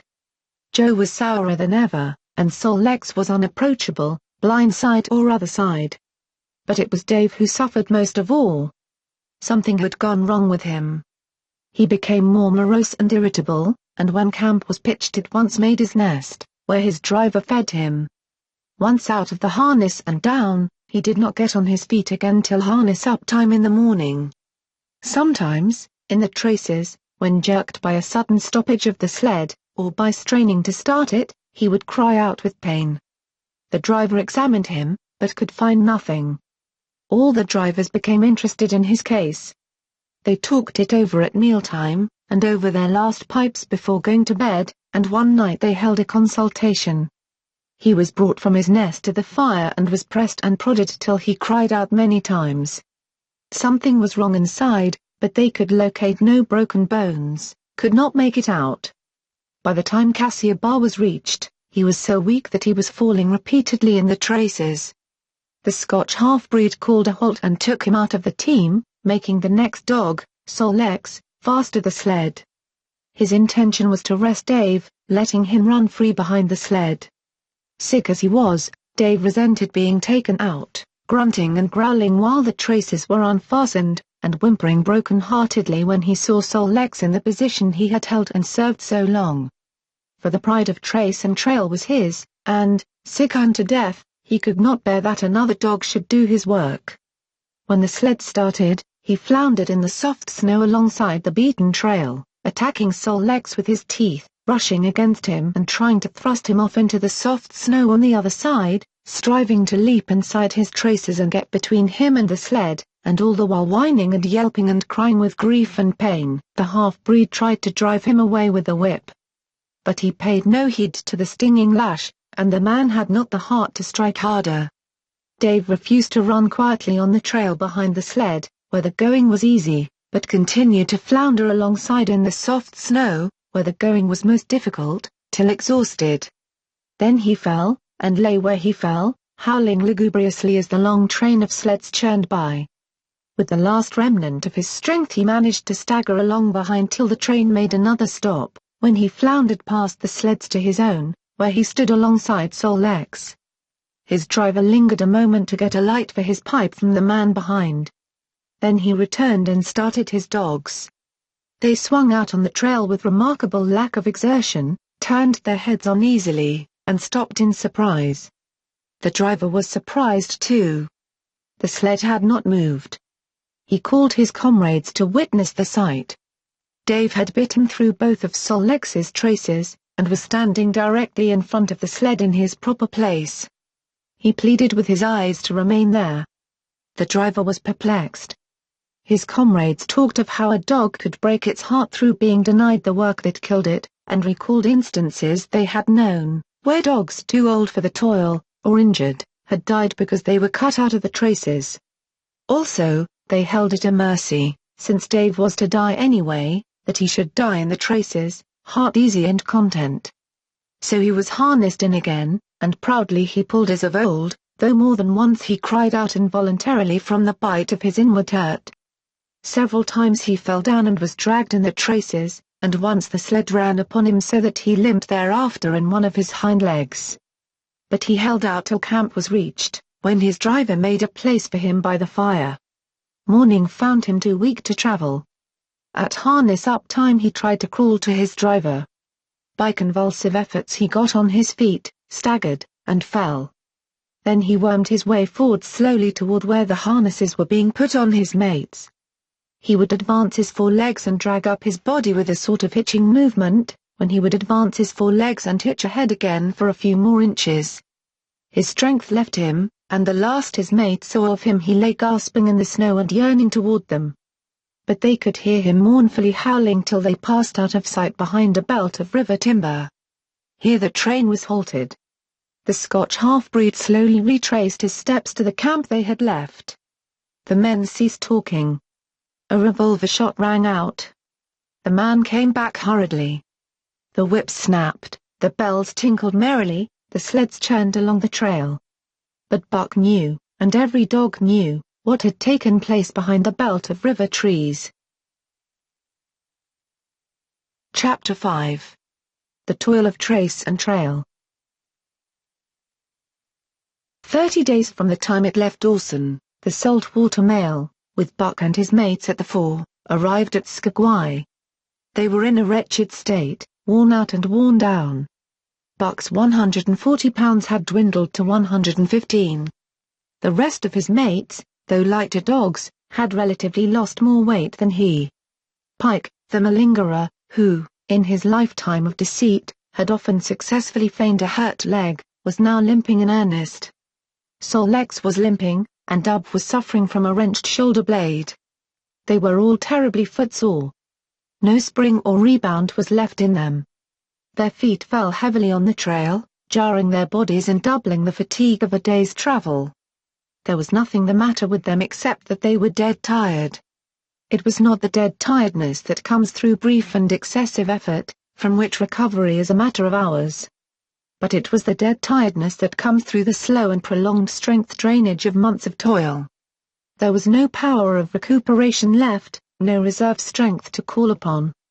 It had been all used, the last least bit of it. Every muscle, every fiber, every cell, was tired, dead tired. And there was reason for it. In less than 5 months they had traveled 2,500 miles, during the last 1,800 of which they had had but 5 days' rest. When they arrived at Skagway they were apparently on their lost legs. They could barely keep the traces taut, and on the downgrades just managed to keep out of the way of the sled. "Mush on, poor sore feets," the driver encouraged them as they tottered down the main street of Skagway. "Dis is de las. Den we get one long res." "Eh?" "For sure. One bully long res." The drivers confidently expected a long stopover. Themselves, they had covered 1,200 miles with 2 days' rest, and in the nature of reason and common justice they deserved an interval of loafing. But so many were the men who had rushed into the Klondike, and so many were the sweethearts, wives, and kin that had not rushed in, that the congested mail was taking on alpine proportions. Also, there were official orders. Fresh batches of Hudson Bay dogs were to take the places of those worthless for the trail. The worthless ones were to be got rid of, and, since dogs count for little against dollars, they were to be sold. 3 days passed, by which time Buck and his mates found how really tired and weak they were. Then, on the morning of the 4th day, 2 men from the States came along and bought them, harness and all, for a song. The men addressed each other as Hal and Charles. Charles was a middle-aged, lightish-colored man, with weak and watery eyes and a mustache that twisted fiercely and vigorously up, giving the lie to the limply drooping lip it concealed. Hal was a youngster of 19 or 20, with a big Colt's revolver and a hunting knife strapped about him on a belt that fairly bristled with cartridges. This belt was the most salient thing about him.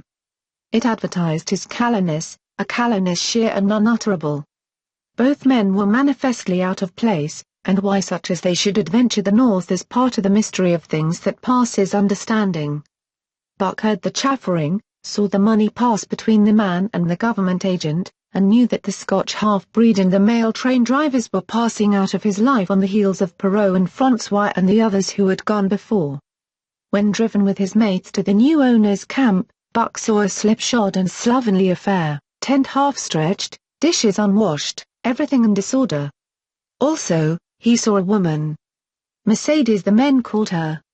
She was Charles's wife and Hal's sister, a nice family party. Buck watched them apprehensively as they proceeded to take down the tent and load the sled. There was a great deal of effort about their manner, but no business-like method. The tent was rolled into an awkward bundle 3 times as large as it should have been. The tin dishes were packed away unwashed. Mercedes continually fluttered in the way of her men and kept up an unbroken chattering of remonstrance and advice. When they put a clothes sack on the front of the sled, she suggested it should go on the back. And when they had put it on the back, and covered it over with a couple of other bundles, she discovered overlooked articles which could abide nowhere else but in that very sack, and they unloaded again. 3 men from a neighboring tent came out and looked on, grinning and winking at one another. "You've got a right smart load as it is," said one of them. "And it's not me should tell you your business, but I wouldn't tote that tent along if I was you." "And dreamed of," cried Mercedes, throwing up her hands in dainty dismay. "However in the world could I manage without a tent? It's springtime, and you won't get any more cold weather," the man replied. She shook her head decidedly, and Charles and Hal put the last odds and ends on top the mountainous load. "Think it'll ride?" one of the men asked. "Why shouldn't it?" Charles demanded rather shortly. "Oh, that's all right, the man hastened meekly to say. "I was just a-wonderin', that is all. It seemed a mite top-heavy." Charles turned his back and drew the lashings down as well as he could, which was not in the least well. "And of course the dogs can hike along all day with that contraption behind them," affirmed a second of the men. "Certainly," said Hal, with freezing politeness, taking hold of the gee-pole with one hand and swinging his whip from the other. "Mush!" he shouted. "Mush on there!" The dogs sprang against the breastbands, strained hard for a few moments, then relaxed. They were unable to move the sled. "The lazy brutes, I'll show them," he cried, preparing to lash out at them with the whip.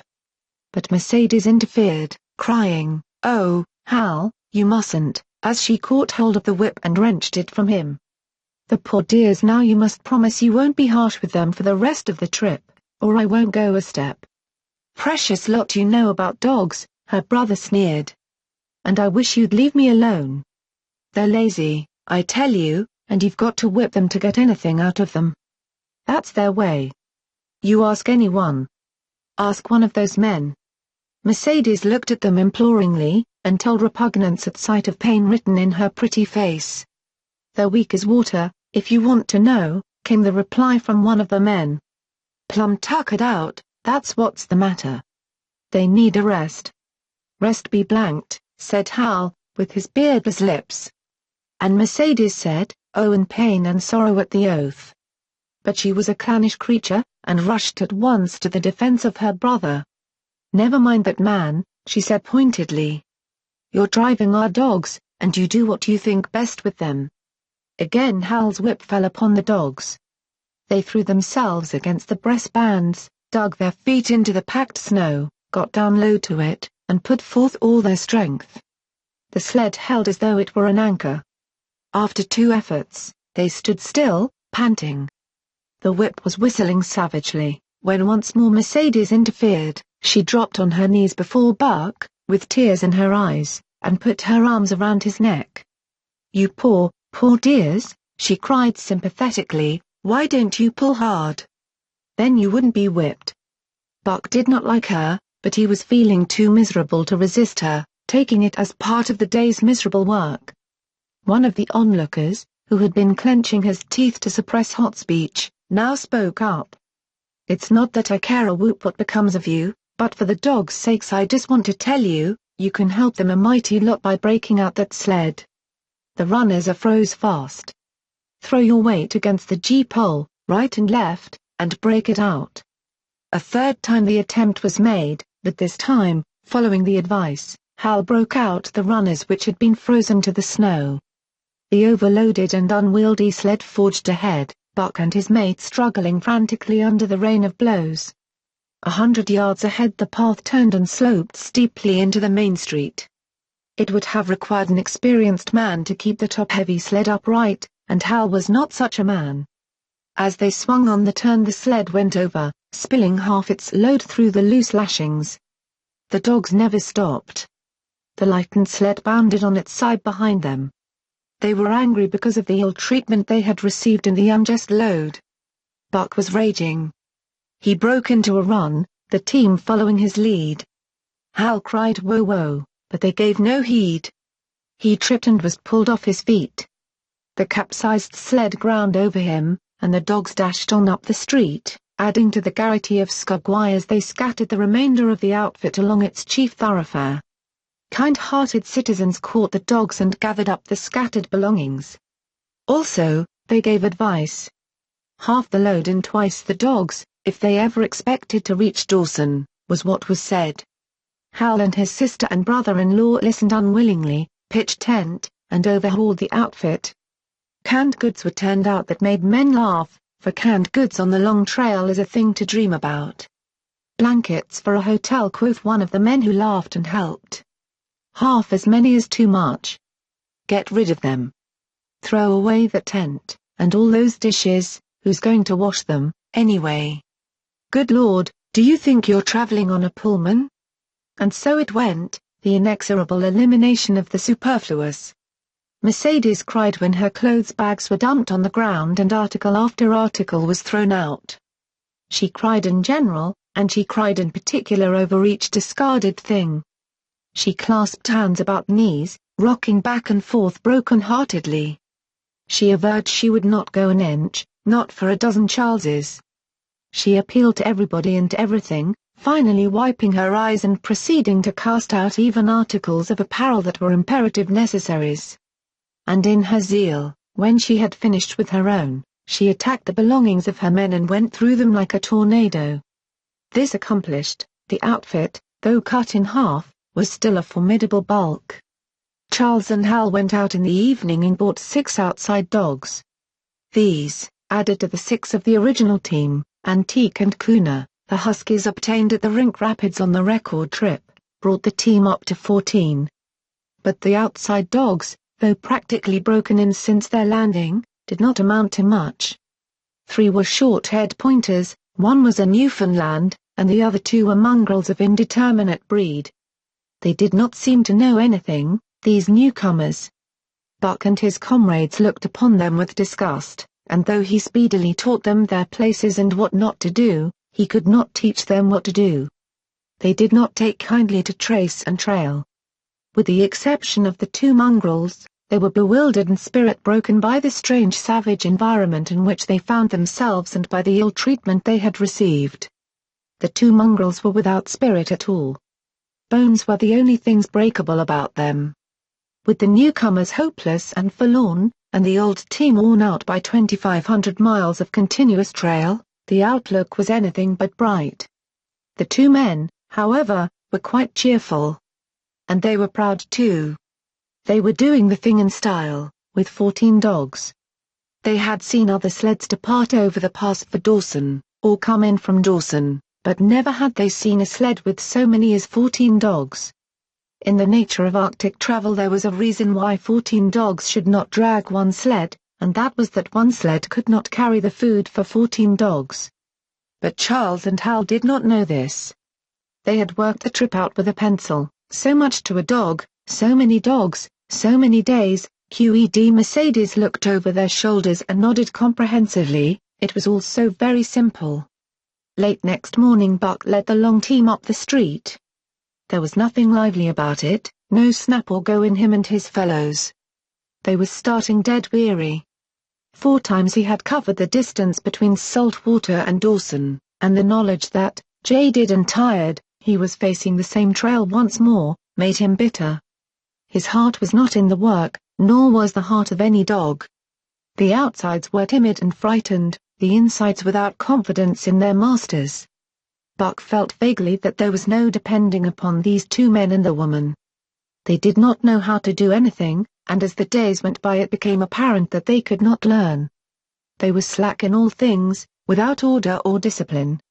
It took them half the night to pitch a slovenly camp, and half the morning to break that camp and get the sled loaded in fashion so slovenly that for the rest of the day they were occupied in stopping and rearranging the load. Some days they did not make 10 miles. On other days they were unable to get started at all. And on no day did they succeed in making more than half the distance used by the men as a basis in their dog food computation. It was inevitable that they should go short on dog food. But they hastened it by overfeeding, bringing the day nearer when underfeeding would commence.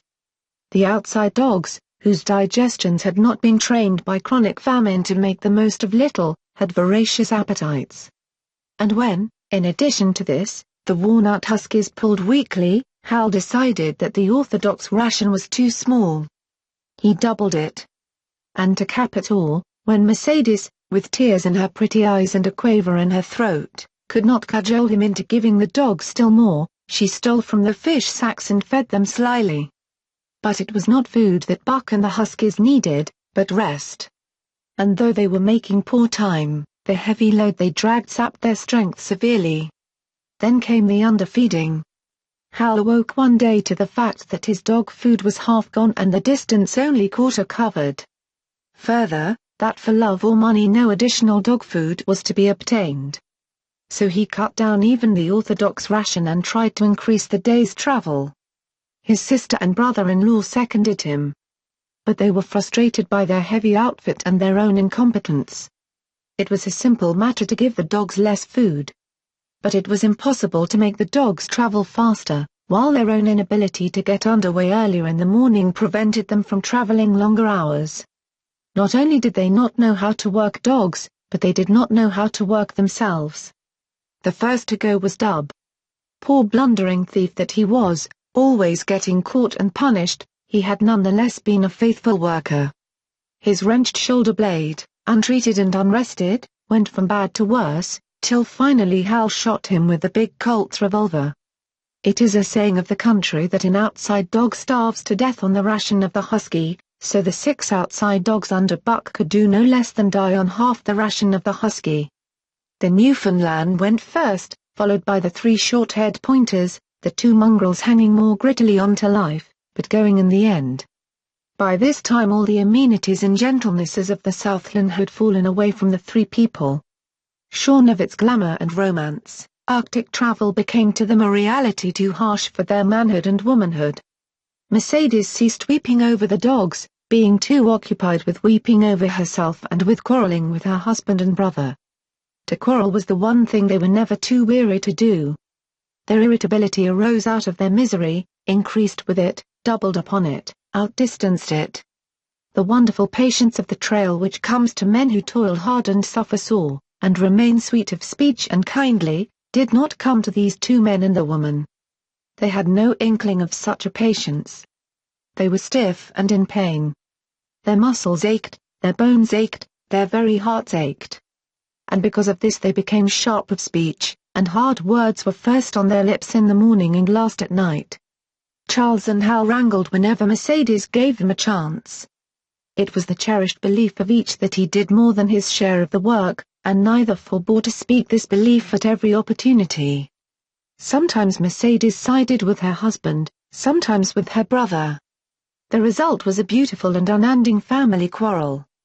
Starting from a dispute as to which should chop a few sticks for the fire, a dispute which concerned only Charles and Hal, presently would be lugged in the rest of the family, fathers, mothers, uncles, cousins, people thousands of miles away, and some of them dead. That Hal's views on art, or the sort of society plays his mother's brother wrote, should have anything to do with the chopping of a few sticks of firewood, passes comprehension. Nevertheless the quarrel was as likely to tend in that direction as in the direction of Charles's political prejudices. And that Charles's sister's tale-bearing tongue should be relevant to the building of a Yukon fire, was apparent only to Mercedes, who disburdened herself of copious opinions upon that topic, and incidentally upon a few other traits unpleasantly peculiar to her husband's family. In the meantime the fire remained unbuilt, the camp half-pitched, and the dogs unfed. Mercedes nursed a special grievance, the grievance of sex. She was pretty and soft, and had been chivalrously treated all her days. But the present treatment by her husband and brother was everything save chivalrous. It was her custom to be helpless. They complained. Upon which impeachment of what to her was her most essential sex prerogative, she made their lives unendurable. She no longer considered the dogs, and because she was sore and tired, she persisted in riding on the sled.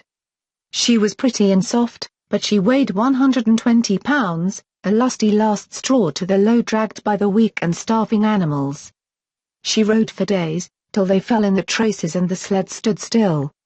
Charles and Hal begged her to get off and walk, pleaded with her, entreated, the while she wept and importuned heaven with a recital of their brutality.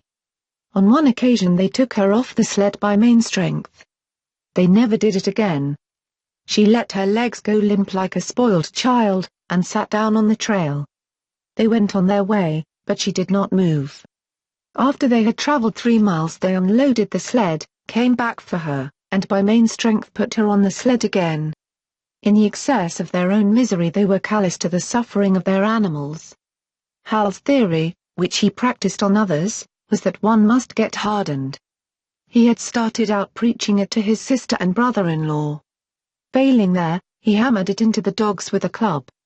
At the 5 Fingers the dog food gave out, and a toothless old squaw offered to trade them a few pounds of frozen horsehide for the Colt's revolver that kept the big hunting knife company at Hal's hip. A poor substitute for food was this hide, just as it had been stripped from the starved horses of the cattlemen 6 months back. In its frozen state it was more like strips of galvanized iron, and when a dog wrestled it into his stomach it thawed into thin and innutritious leathery strings and into a mass of short hair, irritating and indigestible. And through it all Buck staggered along at the head of the team as in a nightmare. He pulled when he could. When he could no longer pull, he fell down and remained down till blows from whip or club drove him to his feet again. All the stiffness and gloss had gone out of his beautiful furry coat. The hair hung down, limp and draggled, or matted with dried blood where Hal's club had bruised him.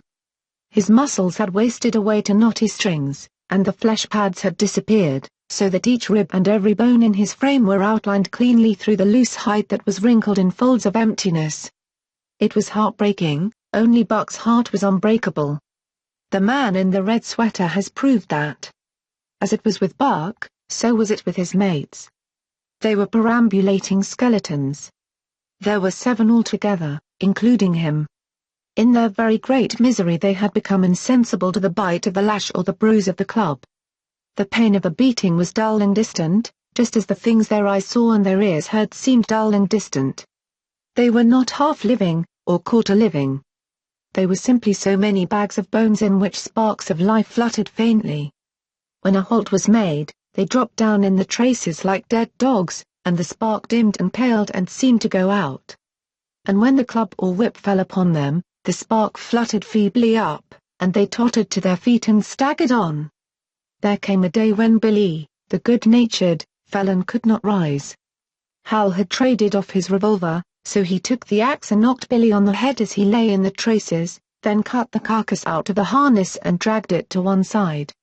Buck saw, and his mates saw, and they knew that this thing was very close to them. On the next day Kuna went, and but 5 of them remained, Joe too far gone to be malignant. Pike, crippled and limping, only half-conscious and not conscious enough longer to malinger. Sol-Lex, the one-eyed, still faithful to the toil of trace and trail, and mournful in that he had so little strength with which to pull. Teek, who had not travelled so far that winter and who was now beaten more than the others because he was fresher. And Buck, still at the head of the team, but no longer enforcing discipline or striving to enforce it, blind with weakness half the time and keeping the trail by the loom of it and by the dim feel of his feet. It was beautiful spring weather, but neither dogs nor humans were aware of it. Each day the sun rose earlier and set later.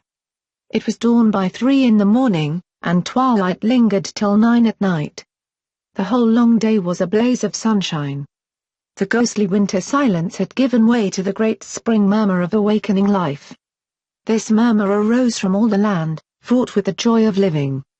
It came from the things that lived and moved again, things which had been as dead and which had not moved during the long months of frost. The sap was rising in the pines. The willows and aspens were bursting out in young buds. Shrubs and vines were putting on fresh garbs of green. Crickets sang in the nights, and in the days all manner of creeping, crawling things rustled forth into the sun. Partridges and woodpeckers were booming and knocking in the forest. Squirrels were chattering, birds singing, and overhead honked the wildfowl driving up from the south in cunning wedges that split the air. From every hill slope came the trickle of running water, the music of unseen fountains. All things were thawing, bending, snapping. The Yukon was straining to break loose the ice that bound it down. It ate away from beneath. The sun ate from above. Air holes formed, fissures sprang and spread apart, while thin sections of ice fell through bodily into the river. And amid all this bursting, rending, throbbing of awakening life, under the blazing sun and through the soft sighing breezes, like wayfarers to death, staggered the 2 men, the woman, and the huskies. With the dogs falling, Mercedes weeping and riding, Hal swearing innocuously, and Charles's eyes wistfully watering, They staggered into John Thornton's camp at the mouth of White River. When they halted, the dogs dropped down as though they had all been struck dead. Mercedes dried her eyes and looked at John Thornton. Charles sat down on a log to rest. He sat down very slowly and painstakingly, what of his great stiffness. Hal did the talking. John Thornton was whittling the last touches on an axe handle he had made from a stick of birch. He whittled and listened, gave monosyllabic replies, and, when it was asked, terse advice. He knew the breed, and he gave his advice in the certainty that it would not be followed.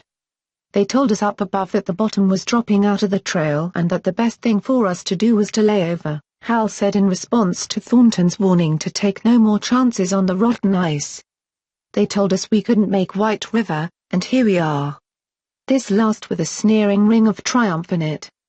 And they told you true, John Thornton answered. The bottom's likely to drop out at any moment. Only fools, with the blind luck of fools, could have made it. I tell you straight, I wouldn't risk my carcass on that ice for all the gold in Alaska. That's because you're not a fool, I suppose, said Hal. All the same, we'll go on to Dawson. He uncoiled his whip. Get up there, Buck High, get up there, mush on. Thornton went on whittling. It was idle, he knew, to get between a fool and his folly. While 2 or 3 fools more or less would not alter the scheme of things. But the team did not get up at the command. It had long since passed in the stage where blows were required to rouse it. The whip flashed out, here and there, on its merciless errands. John Thornton compressed his lips. Sol Leks was the first to crawl to his feet. Teague followed.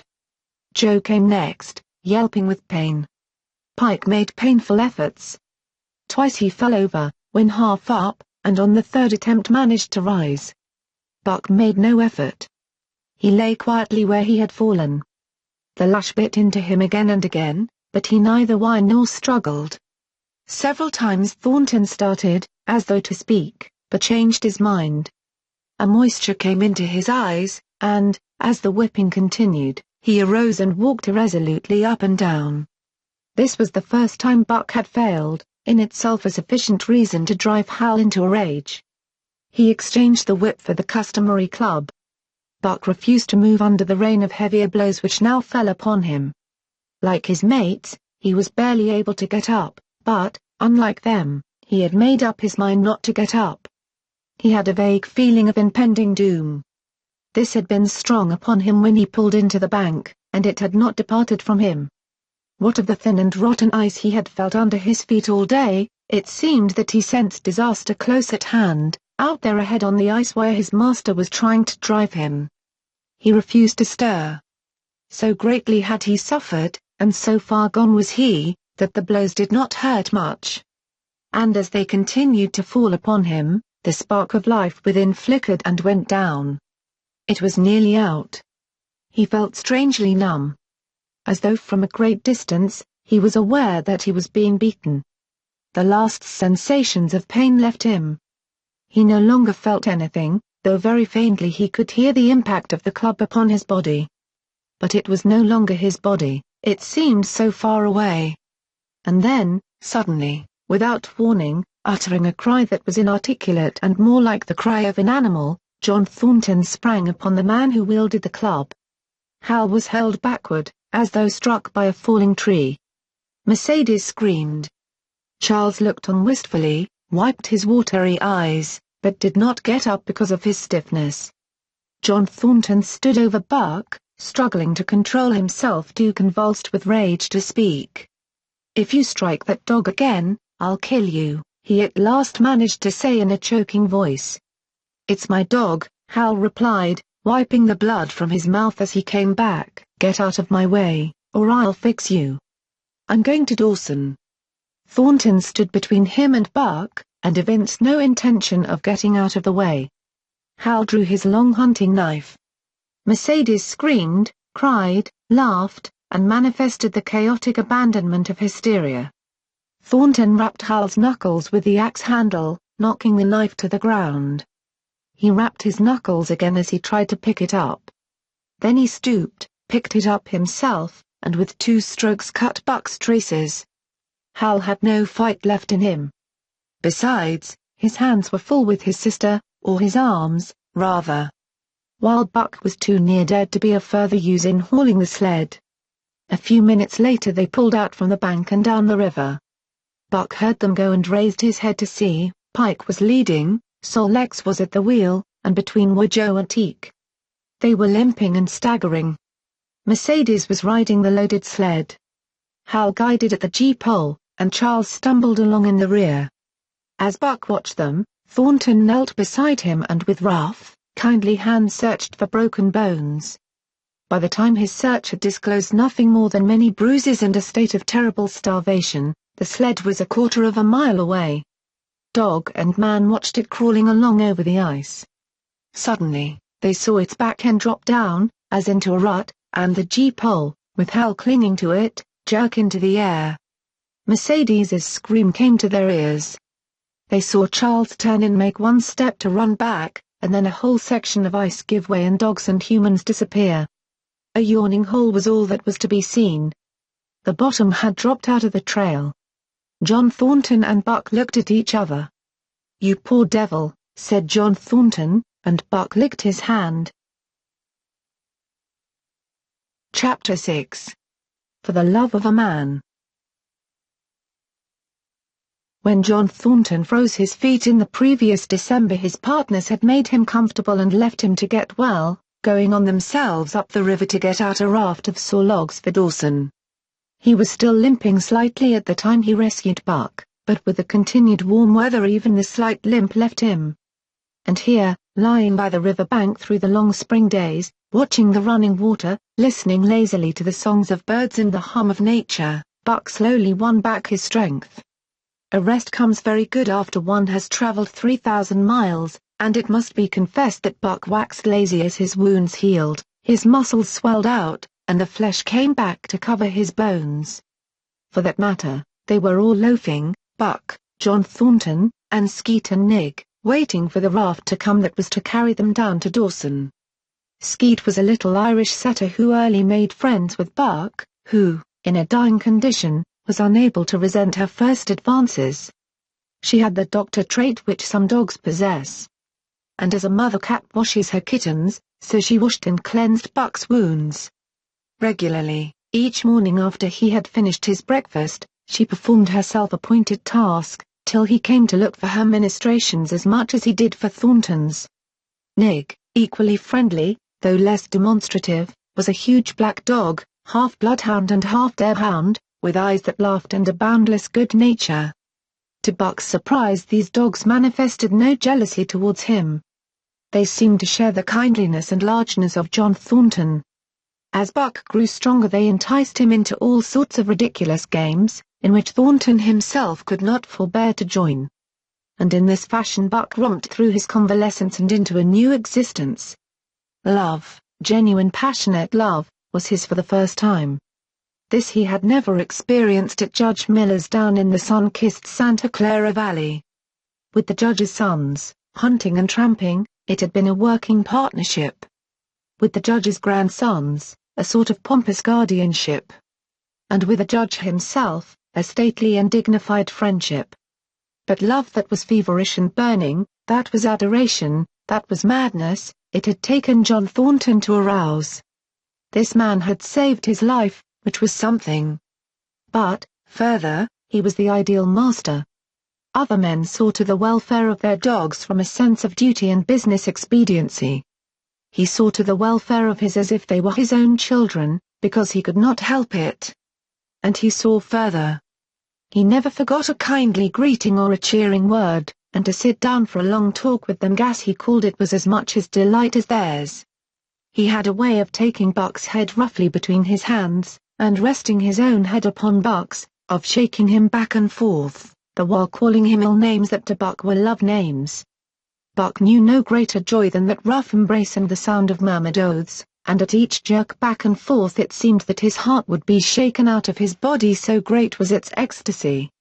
And when, released, he sprang to his feet, his mouth laughing, his eyes eloquent, his throat vibrant with unuttered sound, and in that fashion remained without movement, John Thornton would reverently exclaim, "God, you can all but speak."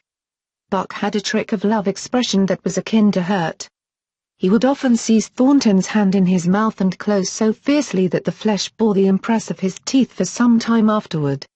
And as Buck understood the oaths to be love words, so the man understood this faint bite for a caress. For the most part, however, Buck's love was expressed in adoration. While he went wild with happiness when Thornton touched him or spoke to him, he did not seek these tokens. Unlike Skeet, who was wont to shove her nose under Thornton's hand and nudge till petted, or Nig, who would stalk up and rest his great head on Thornton's knee, Buck was content to adore at a distance. He would lie by the hour, eager, alert, at Thornton's feet, looking up into his face, dwelling upon it, studying it, following with keenest interest each fleeting expression, every movement or change of feature. Or, as chance might have it, he would lie farther away, to the side or rear, watching the outlines of the man and the occasional movements of his body. And often, such was the communion in which they lived, the strength of Buck's gaze would draw John Thornton's head around, and he would return the gaze, without speech, his heart shining out of his eyes as Buck's heart shone out. For a long time after his rescue, Buck did not like Thornton to get out of his sight. From the moment he left the tent to when he entered it again, Buck would follow at his heels. His transient masters since he had come into the Northland had bred in him a fear that no master could be permanent. He was afraid that Thornton would pass out of his life as Perrault and Francois and the Scotch half-breed had passed out. Even in the night, in his dreams, he was haunted by this fear. At such times he would shake off sleep and creep through the chill to the flap of the tent, where he would stand and listen to the sound of his master's breathing. But in spite of this great love he bore John Thornton, which seemed to bespeak the soft civilizing influence, the strain of the primitive, which the Northland had aroused in him, remained alive and active. Faithfulness and devotion, things born of fire and roof, were his. Yet he retained his wildness and wiliness. He was a thing of the wild, come in from the wild to sit by John Thornton's fire, rather than a dog of the soft Southland stamped with the marks of generations of civilization. Because of his very great love, he could not steal from this man, but from any other man, in any other camp, he did not hesitate an instant. While the cunning with which he stole enabled him to escape detection. His face and body were scored by the teeth of many dogs, and he fought as fiercely as ever and more shrewdly. Skeet and Nig were too good-natured for quarreling, besides, they belonged to John Thornton. But the strange dog, no matter what the breed or valor, swiftly acknowledged Buck's supremacy or found himself struggling for life with a terrible antagonist. And Buck was merciless. He had learned well the law of club and fang, and he never forewent an advantage or drew back from a foe he had started on the way to death. He had lessoned from Spitz, and from the chief fighting dogs of the police and mail, and knew there was no middle course. He must master or be mastered. While to show mercy was a weakness. Mercy did not exist in the primordial life. It was misunderstood for fear, and such misunderstandings made for death. Kill or be killed, eat or be eaten, was the law. And this mandate, down out of the depths of time, he obeyed. He was older than the days he had seen and the breaths he had drawn. He linked the past with the present, and the eternity behind him throbbed through him in a mighty rhythm to which he swayed as the tides and seasons swayed. He sat by John Thornton's fire, a broad-breasted dog, white-fanged and long-furred. But behind him were the shades of all manner of dogs, half-wolves and wild wolves, urgent and prompting, tasting the savor of the meat he ate, thirsting for the water he drank, scenting the wind with him, listening with him and telling him the sounds made by the wildlife in the forest, dictating his moods, directing his actions, lying down to sleep with him when he lay down, and dreaming with him and beyond him and becoming themselves the stuff of his dreams. So peremptorily did these shades beckon him, that each day mankind and the claims of mankind slipped farther from him. Deep in the forest a call was sounding, and as often as he heard this call, mysteriously thrilling and luring, he felt compelled to turn his back upon the fire and the beaten earth around it, and to plunge into the forest, and on, he knew not where or why. Nor did he wonder where or why, the call sounding imperiously, deep in the forest. But as often as he gained the soft unbroken earth and the green shade, the love for John Thornton drew him back to the fire again. Thornton alone held him, the rest of mankind was as nothing. Chance travelers might praise or pet him. But he was cold under it all, and from a too demonstrative man he would get up and walk away. When Thornton's partners, Hans and Pete, arrived on the long-expected raft, Buck refused to notice them till he learned they were close to Thornton. After that he tolerated them in a passive sort of way, accepting favors from them as though he favored them by accepting. They were of the same large type as Thornton, living close to the earth, thinking simply and seeing clearly. And ere they swung the raft into the big eddy by the sawmill at Dawson, they understood Buck and his ways, and did not insist upon an intimacy such as obtained with Skeet and Nig. For Thornton, however, his love seemed to grow and grow. He, alone among men, could put a pack upon Buck's back in the summer traveling. Nothing was too great for Buck to do, when Thornton commanded. One day they had grub-staked themselves from the proceeds of the raft and left Dawson for the headwaters of the Tanana. The men and dogs were sitting on the crest of a cliff which fell away, straight down, to naked bared rock 300 feet below. John Thornton was sitting near the edge, Buck at his shoulder. A thoughtless whim seized Thornton, and he drew the attention of Hans and Pete to the experiment he had in mind. "Jump, Buck," he commanded, sweeping his arm out and over the chasm. The next instant he was grappling with Buck on the extreme edge, while Hans and Pete were dragging them back into safety. "It's uncanny," Pete said, after it was over and they had caught their speech. Thornton shook his head. "No, it is splendid, and it is terrible too. Do you know, it sometimes makes me afraid. I'm not hankering to be the man that lays hands on you while he's around," Pete announced conclusively, nodding his head toward Buck. P.Y. Jingo was Hans's contribution. Not mineself either. It was at Circle City, ere the year was out, that Pete's apprehensions were realized. Black Burton, a man evil-tempered and malicious, had been picking a quarrel with a tenderfoot at the bar, when Thornton stepped good-naturedly between. Buck, as was his custom, was lying in a corner, head on paws, watching his master's every action. Burton struck out, without warning, straight from the shoulder. Thornton was sent spinning, and saved himself from falling only by clutching the rail of the bar.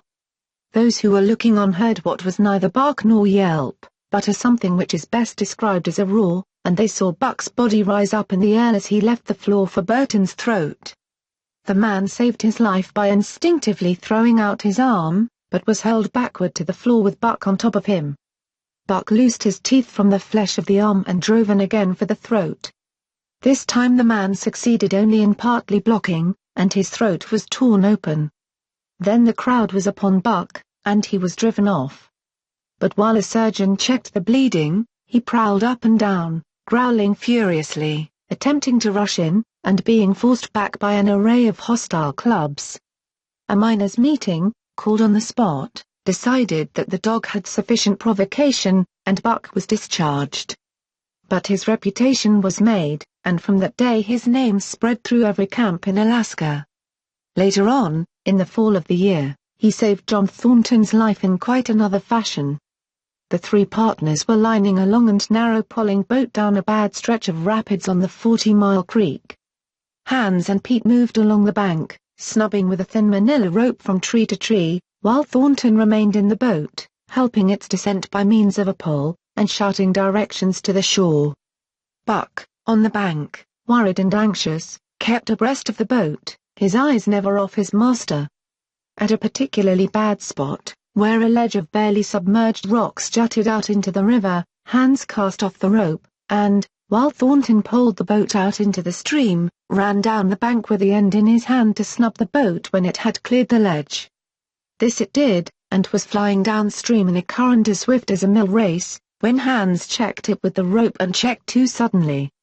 The boat flirted over and snubbed into the bank bottom up, while Thornton, flung sheer out of it, was carried downstream toward the worst part of the rapids, a stretch of wild water in which no swimmer could live. Buck had sprung in on the instant. And at the end of 300 yards, Amid a mad swirl of water, he overhauled Thornton. When he felt him grasp his tail, Buck headed for the bank, swimming with all his splendid strength. But the progress shoreward was slow. The progress downstream amazingly rapid. From below came the fatal roaring where the wild current went wilder and was rent in shreds and spray by the rocks which thrust through like the teeth of an enormous comb. The suck of the water as it took the beginning of the last steep pitch was frightful, and Thornton knew that the shore was impossible. He scraped furiously over a rock, bruised across a second, and struck a third with crashing force. He clutched its slippery top with both hands, releasing Buck, and above the roar of the churning water shouted, "Go, Buck, go!" Buck could not hold his own, and swept on downstream, struggling desperately, but unable to win back. When he heard Thornton's command repeated, he partly reared out of the water, throwing his head high, as though for a last look, then turned obediently toward the bank. He swam powerfully and was dragged ashore by Pete and Hans at the very point where swimming ceased to be possible and destruction began. They knew that the time a man could cling to a slippery rock in the face of that driving current was a matter of minutes, and they ran as fast as they could up the bank to a point far above where Thornton was hanging on. They attached the line with which they had been snubbing the boat to Buck's neck and shoulders, being careful that it should neither strangle him nor impede his swimming, and launched him into the stream. He struck out boldly, but not straight enough into the stream. He discovered the mistake too late, when Thornton was abreast of him and a bare half-dozen strokes away while he was being carried helplessly past. Hans promptly snubbed with the rope, as though Buck were a boat. The rope thus tightening on him in the sweep of the current, he was jerked under the surface, and under the surface he remained till his body struck against the bank and he was hauled out. He was half drowned, and Hans and Pete threw themselves upon him, pounding the breath into him and the water out of him. He staggered to his feet and fell down. The faint sound of Thornton's voice came to them, and though they could not make out the words of it, they knew that he was in his extremity. His master's voice acted on Buck like an electric shock. He sprang to his feet and ran up the bank ahead of the men to the point of his previous departure. Again the rope was attached and he was launched, and again he struck out, but this time straight into the stream. He had miscalculated once, but he would not be guilty of it a second time. Hans paid out the rope, permitting no slack, while Pete kept it clear of coils. Buck held on till he was on a line straight above Thornton. Then he turned, and with the speed of an express train headed down upon him. Thornton saw him coming, and, as Buck struck him like a battering ram, with the whole force of the current behind him, he reached up and closed with both arms around the shaggy neck. Hans snubbed the rope around the tree, and Buck and Thornton were jerked under the water. Strangling, suffocating, sometimes one uppermost and sometimes the other, dragging over the jagged bottom, smashing against rocks and snags, they veered into the bank. Thornton came to, belly downward and being violently propelled back and forth across a drift log by Hans and Pete. His first glance was for Buck, over whose limp and apparently lifeless body Nick was setting up a howl, while Skeet was licking the wet face and closed eyes. Thornton was himself bruised and battered, and he went carefully over Buck's body, when he had been brought around, finding 3 broken ribs. "That settles it," he announced. "We camp right here." And camp they did, till Buck's ribs knitted and he was able to travel. That winter, at Dawson, Buck performed another exploit, not so heroic, perhaps, but one that put his name many notches higher on the totem pole of Alaskan fame. This exploit was particularly gratifying to the 3 men. For they stood in need of the outfit which it furnished, and were unable to make a long-desired trip into the Virgin East, where miners had not yet appeared.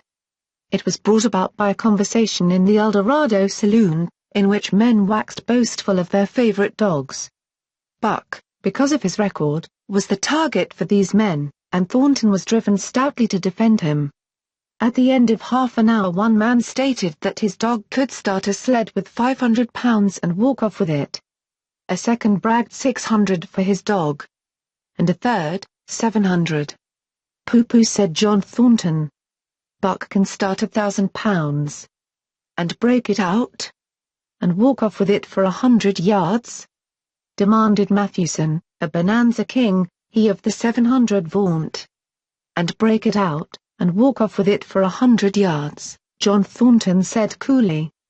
Well, Mathewson said, slowly and deliberately, so that all could hear, I've got $1,000 that says he can't. And there it is. So saying, he slammed a sack of gold dust of the size of a bologna sausage down upon the bar. Nobody spoke. Thornton's bluff, if bluff it was, had been called. He could feel a flash of warm blood creeping up his face. His tongue had tricked him. He did not know whether Buck could start 1,000 pounds. Half a ton, the enormousness of it appalled him. He had great faith in Buck's strength and had often thought him capable of starting such a load. But never, as now, had he faced the possibility of it, the eyes of a dozen men fixed upon him, silent and waiting. Further, he had no $1,000. Nor had Hans or Pete. I've got a sled standing outside now, with 20 50-pound sacks of flour on it, Mathewson went on with brutal directness. So don't let that hinder you. Thornton did not reply. He did not know what to say. He glanced from face to face in the absent way of a man who has lost the power of thought and is seeking somewhere to find the thing that will start it going again. The face of Jim O'Brien, a Mastodon king and old-time comrade, caught his eyes. It was as acute to him, seeming to rouse him to do what he would never have dreamed of doing. "Can you lend me 1,000?" he asked, almost in a whisper. "Sure," answered O'Brien, thumping down a plethoric sack by the side of Mathewson's. "Though it's little faith I'm having, John, that the beast can do the trick." The Eldorado emptied its occupants into the street to see the test. The tables were deserted, and the dealers and gamekeepers came forth to see the outcome of the wager and to lay odds. Several hundred men, furred and mittened, banked around the sled within easy distance. Mathewson's sled, loaded with 1,000 pounds of flour, had been standing for a couple of hours, and in the intense cold it was 60 below zero. The runners had frozen fast to the hard-packed snow. Men offered odds of 2 to 1 that Buck could not budge the sled. A quibble arose concerning the phrase breakout. O'Brien contended it was Thornton's privilege to knock the runners loose, leaving Buck to break it out from a dead standstill. Mathewson insisted that the phrase included breaking the runners from the frozen grip of the snow. A majority of the men who had witnessed the making of the bet decided in his favor, whereat the odds went up to 3 to 1 against Buck. There were no takers. Not a man believed him capable of the feat. Thornton had been hurried into the wager, heavy with doubt. And now that he looked at the sled itself, the concrete fact, with the regular team of 10 dogs curled up in the snow before it, the more impossible the task appeared. Mathewson waxed jubilant. 3 to 1, he proclaimed. "I'll lay you another 1,000 at that figure, Thornton." "What d'ye say?" Thornton's doubt was strong in his face, but his fighting spirit was aroused, the fighting spirit that soars above odds, fails to recognize the impossible, and is deaf to all save the clamor for battle. He called Hans and Pete to him. Their sacks were slim, and with his own the 3 partners could rake together only $200. In the ebb of their fortunes, this sum was their total capital.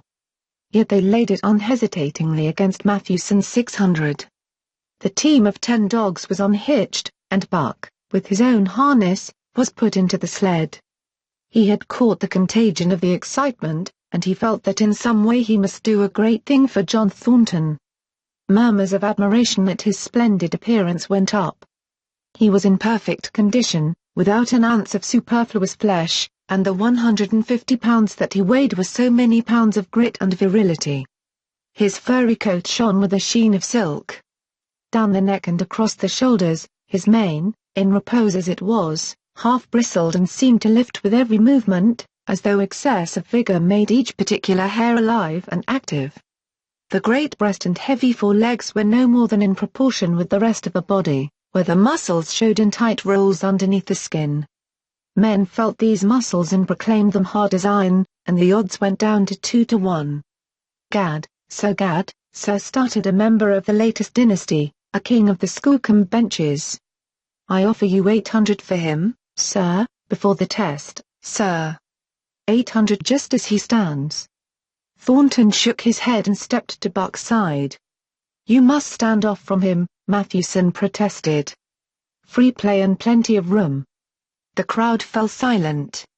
Only could be heard the voices of the gamblers vainly offering 2 to 1. Everybody acknowledged Buck a magnificent animal, but 20 50-pound sacks of flour bulked too large in their eyes for them to loosen their pouch strings. Thornton knelt down by Buck's side. He took his head in his 2 hands and rested cheek on cheek. He did not playfully shake him, as was his wont, or murmur soft love curses. But he whispered in his ear. As you love me, Buck. As you love me, was what he whispered. Buck whined with suppressed eagerness. The crowd was watching curiously. The affair was growing mysterious. It seemed like a conjuration. As Thornton got to his feet, Buck seized his mittened hand between his jaws, pressing in with his teeth and releasing slowly, half reluctantly. It was the answer, in terms, not of speech, but of love. Thornton stepped well back. Now, Buck, he said. Buck tightened the traces, then slacked them for a matter of several inches. It was the way he had learned. G. Thornton's voice rang out, sharp in the tense silence.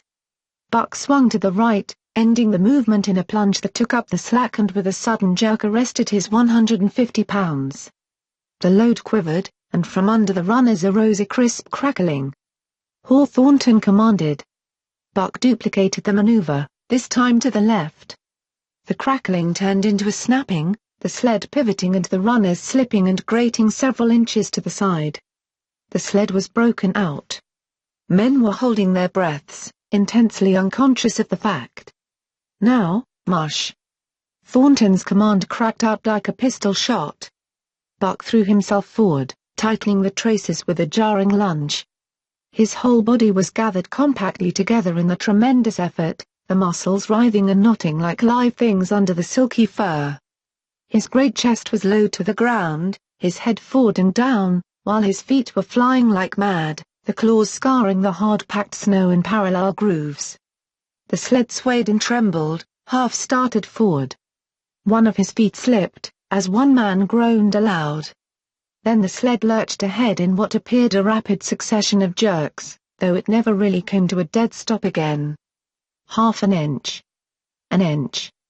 2 inches. The jerks perceptibly diminished. As the sled gained momentum, he caught them up, till it was moving steadily along. Men gasped and began to breathe again, unaware that for a moment they had ceased to breathe. Thornton was running behind, encouraging Buck with short, cheery words. The distance had been measured off, and as he neared the pile of firewood which marked the end of the 100 yards, a cheer began to grow and grow, which burst into a roar as he passed the firewood and halted at command. Every man was tearing himself loose, even Mathewson. Hats and mittens were flying in the air.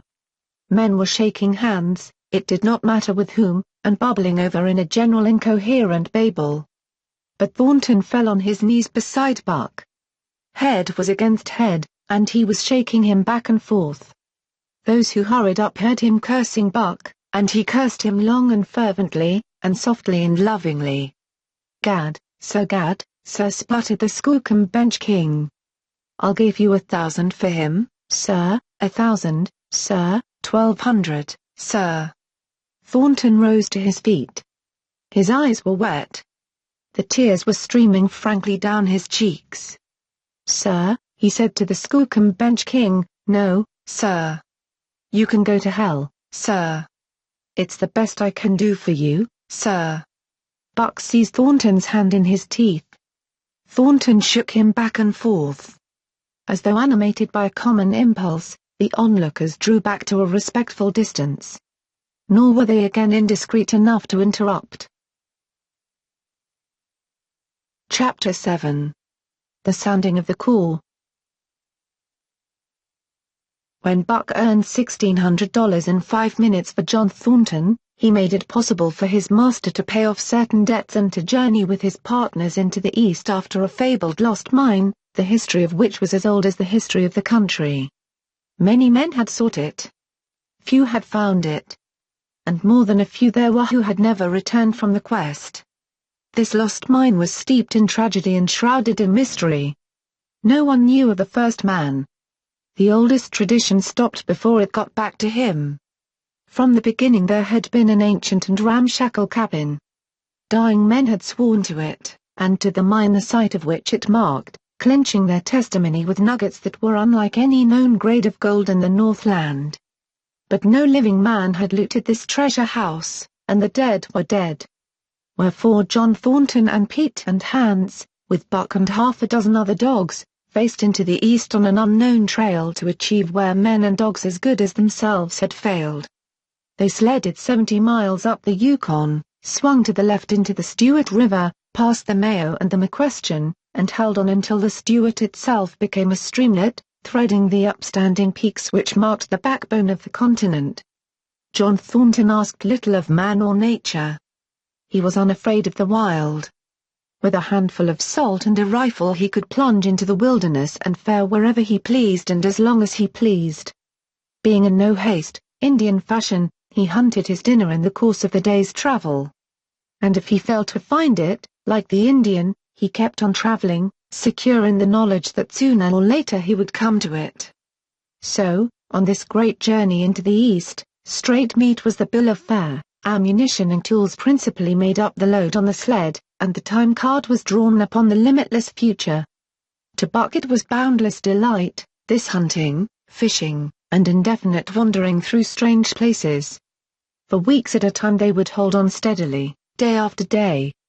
And for weeks upon end they would camp, here and there, the dogs loafing and the men burning holes through frozen muck and gravel and washing countless pans of dirt by the heat of the fire.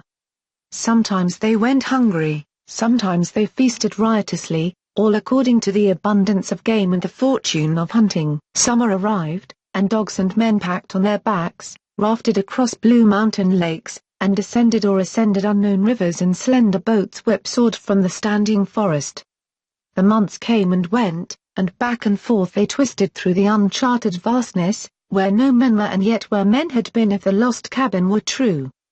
They went across divides in summer blizzards, shivered under the midnight sun on naked mountains between the timberline and the eternal snows, dropped into summer valleys amid swarming gnats and flies, and in the shadows of glaciers picked strawberries and flowers as ripe and fair as any the Southland could boast. In the fall of the year they penetrated a weird lake country, sad and silent, where wildfowl had been, but where then there was no life nor sign of life, only the blowing of chill winds, the forming of ice in sheltered places, and the melancholy rippling of waves on lonely beaches. And through another winter they wandered on the obliterated trails of men who had gone before. Once, they came upon a path blazed through the forest, an ancient path, and the lost cabin seemed very near. But the path began nowhere and ended nowhere, and it remained mystery, as the man who made it and the reason he made it remained mystery.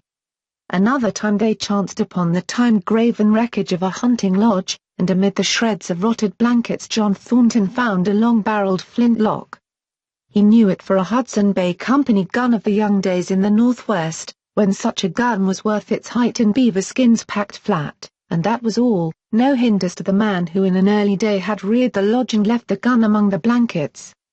Spring came on once more, and at the end of all their wandering they found, not the lost cabin, but a shallow placer in a broad valley where the gold showed like yellow butter across the bottom of the washing pan. They sought no farther. Each day they worked earned them thousands of dollars in clean dust and nuggets, and they worked every day. The gold was sacked in moose hide bags, 50 pounds to the bag, and piled like so much firewood outside the Spruce Bough Lodge. Like giants they toiled, days flashing on the heels of days like dreams as they heaped the treasure up. There was nothing for the dogs to do, save the hauling in of meat now and again that Thornton killed, and Buck spent long hours musing by the fire. The vision of the short-legged hairy man came to him more frequently, now that there was little work to be done. And often, blinking by the fire, Buck wandered with him in that other world which he remembered. The salient thing of this other world seemed fear.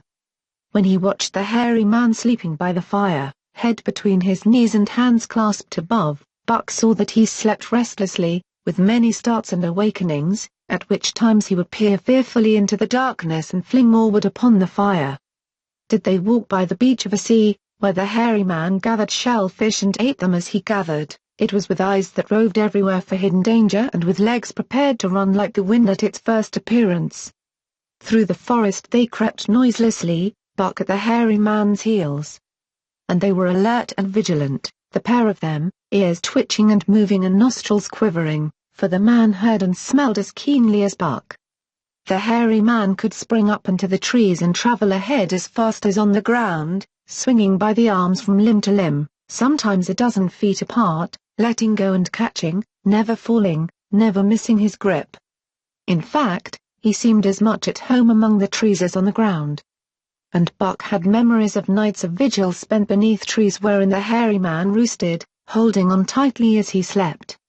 And closely akin to the visions of the hairy man was the call still sounding in the depths of the forest.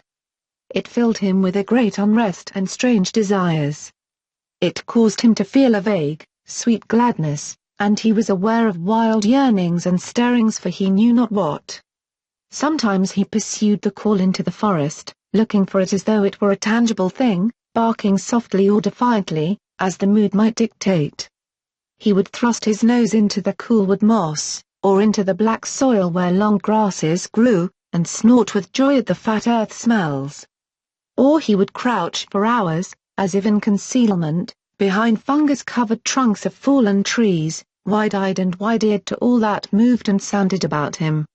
It might be, lying thus, that he hoped to surprise this call he could not understand. But he did not know why he did these various things. He was impelled to do them, and did not reason about them at all. Irresistible impulses seized him. He would be lying in camp, dozing lazily in the heat of the day, when suddenly his head would lift and his ears cock up, intent and listening, and he would spring to his feet and dash away, and on, for hours, through the forest aisles and across the open spaces where the niggerheads bunched. He loved to run down dry water courses, and to creep and spy upon the bird life in the woods. For a day at a time he would lie in the underbrush where he could watch the partridges drumming and strutting up and down. But especially he loved to run in the dim twilight of the summer midnights, listening to the subdued and sleepy murmurs of the forest, reading signs and sounds as man may read a book, and seeking for the mysterious something that called, waking or sleeping, at all times, for him to come. One night he sprang from sleep with a start, eager-eyed, nostrils quivering and scenting, his mane bristling in recurrent waves. From the forest came the call or one note of it, for the call was many-noted, distinct and definite as never before, a long-drawn howl, like, yet unlike, any noise made by husky dog. And he knew it, in the old familiar way, as a sound heard before. He sprang through the sleeping camp and in swift silence dashed through the woods. As he drew closer to the cry he went more slowly, with caution in every movement, till he came to an open place among the trees, and looking out saw, erect on haunches, with nose pointed to the sky, a long, lean, timber wolf. He had made no noise, yet it ceased from its howling and tried to sense his presence. Buck stalked into the open, half crouching, body gathered compactly together, tail straight and stiff, feet falling with unwonted care. Every movement advertised commingled threatening and overture of friendliness. It was the menacing truce that marks the meeting of wild beasts that prey. But the wolf fled at sight of him. He followed, with wild leapings, in a frenzy to overtake. He ran him into a blind channel, in the bed of the creek where a timber jam barred the way. The wolf whirled about, pivoting on his hind legs after the fashion of Joe and of all cornered husky dogs, snarling and bristling, clipping his teeth together in a continuous and rapid succession of snaps. Buck did not attack, but circled him about and hedged him in with friendly advances. The wolf was suspicious and afraid. For Buck made 3 of him in weight, while his head barely reached Buck's shoulder. Watching his chance, he darted away, and the chase was resumed. Time and again he was cornered, and the thing repeated, though he was in poor condition, or Buck could not so easily have overtaken him. He would run till Buck's head was even with his flank, when he would whirl around at bay, only to dash away again at the first opportunity. But in the end Buck's pertinacity was rewarded. For the wolf, finding that no harm was intended, finally sniffed noses with him. Then they became friendly, and played about in the nervous, half-coy way with which fierce beasts belie their fierceness. After some time of this the wolf started off at an easy lope in a manner that plainly showed he was going somewhere. He made it clear to Buck that he was to come, and they ran side by side through the somber twilight, straight up the creek bed, into the gorge from which it issued, and across the bleak divide where it took its rise. On the opposite slope of the watershed they came down into a level country where were great stretches of forest and many streams, and through these great stretches they ran steadily, hour after hour, the sun rising higher and the day growing warmer. Buck was wildly glad. He knew he was at last answering the call, running by the side of his wood brother toward the place from where the call surely came. Old memories were coming upon him fast, and he was stirring to them as of old he stirred to the realities of which they were the shadows. He had done this thing before, somewhere in that other and dimly remembered world, and he was doing it again, now, running free in the open, the unpacked earth underfoot, the wide sky overhead. They stopped by a running stream to drink, and, stopping, Buck remembered John Thornton. He sat down. The wolf started on toward the place from where the call surely came, then returned to him, sniffing noses and making actions as though to encourage him. But Buck turned about and started slowly on the back track. For the better part of an hour the wild brother ran by his side, whining softly. Then he sat down, pointed his nose upward, and howled. It was a mournful howl, and as Buck held steadily on his way he heard it grow faint and fainter until it was lost in the distance. John Thornton was eating dinner when Buck dashed into camp and sprang upon him in a frenzy of affection, overturning him, scrambling upon him, licking his face, biting his hand, playing the general tomfool, as John Thornton characterized it, the while he shook Buck back and forth and cursed him lovingly. For 2 days and nights Buck never left camp, never let Thornton out of his sight. He followed him about at his work, watched him while he ate, saw him into his blankets at night and out of them in the morning. But after 2 days the call in the forest began to sound more imperiously than ever. Buck's restlessness came back on him, and he was haunted by recollections of the wild brother, and of the smiling land beyond the divide and the run side by side through the wide forest stretches. Once again he took to wandering in the woods, but the wild brother came no more. And though he listened through long vigils, the mournful howl was never raised. He began to sleep out at night, staying away from camp for days at a time. And once he crossed the divide at the head of the creek and went down into the land of timber and streams. There he wandered for a week, seeking vainly for fresh sign of the wild brother, killing his meat as he traveled and traveling with the long, easy lope that seems never to tire. He fished for salmon in a broad stream that emptied somewhere into the sea, and by this stream he killed a large black bear, blinded by the mosquitoes while likewise fishing, and raging through the forest helpless and terrible. Even so, it was a hard fight, and it aroused the last latent remnants of Buck's ferocity. And 2 days later, when he returned to his kill and found a dozen wolverines quarreling over the spoil, he scattered them like chaff. And those that fled left 2 behind who would quarrel no more. The blood-longing became stronger than ever before. He was a killer, a thing that preyed, living on the things that lived, unaided, alone, by virtue of his own strength and prowess, surviving triumphantly in a hostile environment where only the strong survived. Because of all this he became possessed of a great pride in himself, which communicated itself like a contagion to his physical being. It advertised itself in all his movements, was apparent in the play of every muscle, spoke plainly as speech in the way he carried himself, and made his glorious furry coat if anything more glorious. But for the stray brown on his muzzle and above his eyes, and for the splash of white hair that ran midmost down his chest, he might well have been mistaken for a gigantic wolf, larger than the largest of the breed. From his St. Bernard father he had inherited size and weight, but it was his shepherd mother who had given shape to that size and weight. His muzzle was the long wolf muzzle, save that it was larger than the muzzle of any wolf. And his head, somewhat broader, was the wolf head on a massive scale, His cunning was wolf cunning, and wild cunning. His intelligence, shepherd intelligence and St. Bernard intelligence. And all this, plus an experience gained in the fiercest of schools, made him as formidable a creature as any that roamed the wild. A carnivorous animal living on a straight meat diet, he was in full flower, at the high tide of his life, overspilling with vigor and virility. When Thornton passed a caressing hand along his back, a snapping and crackling followed the hand, each hair discharging its pent magnetism at the contact. Every part, brain and body, nerve tissue and fiber, was keyed to the most exquisite pitch. And between all the parts there was a perfect equilibrium or adjustment. To sights and sounds and events which required action, he responded with lightning-like rapidity. Quickly as a husky dog could leap to defend from attack or to attack, he could leap twice as quickly. He saw the movement, or heard sound, and responded in less time than another dog required to compass the mere seeing or hearing. He perceived and determined and responded in the same instant.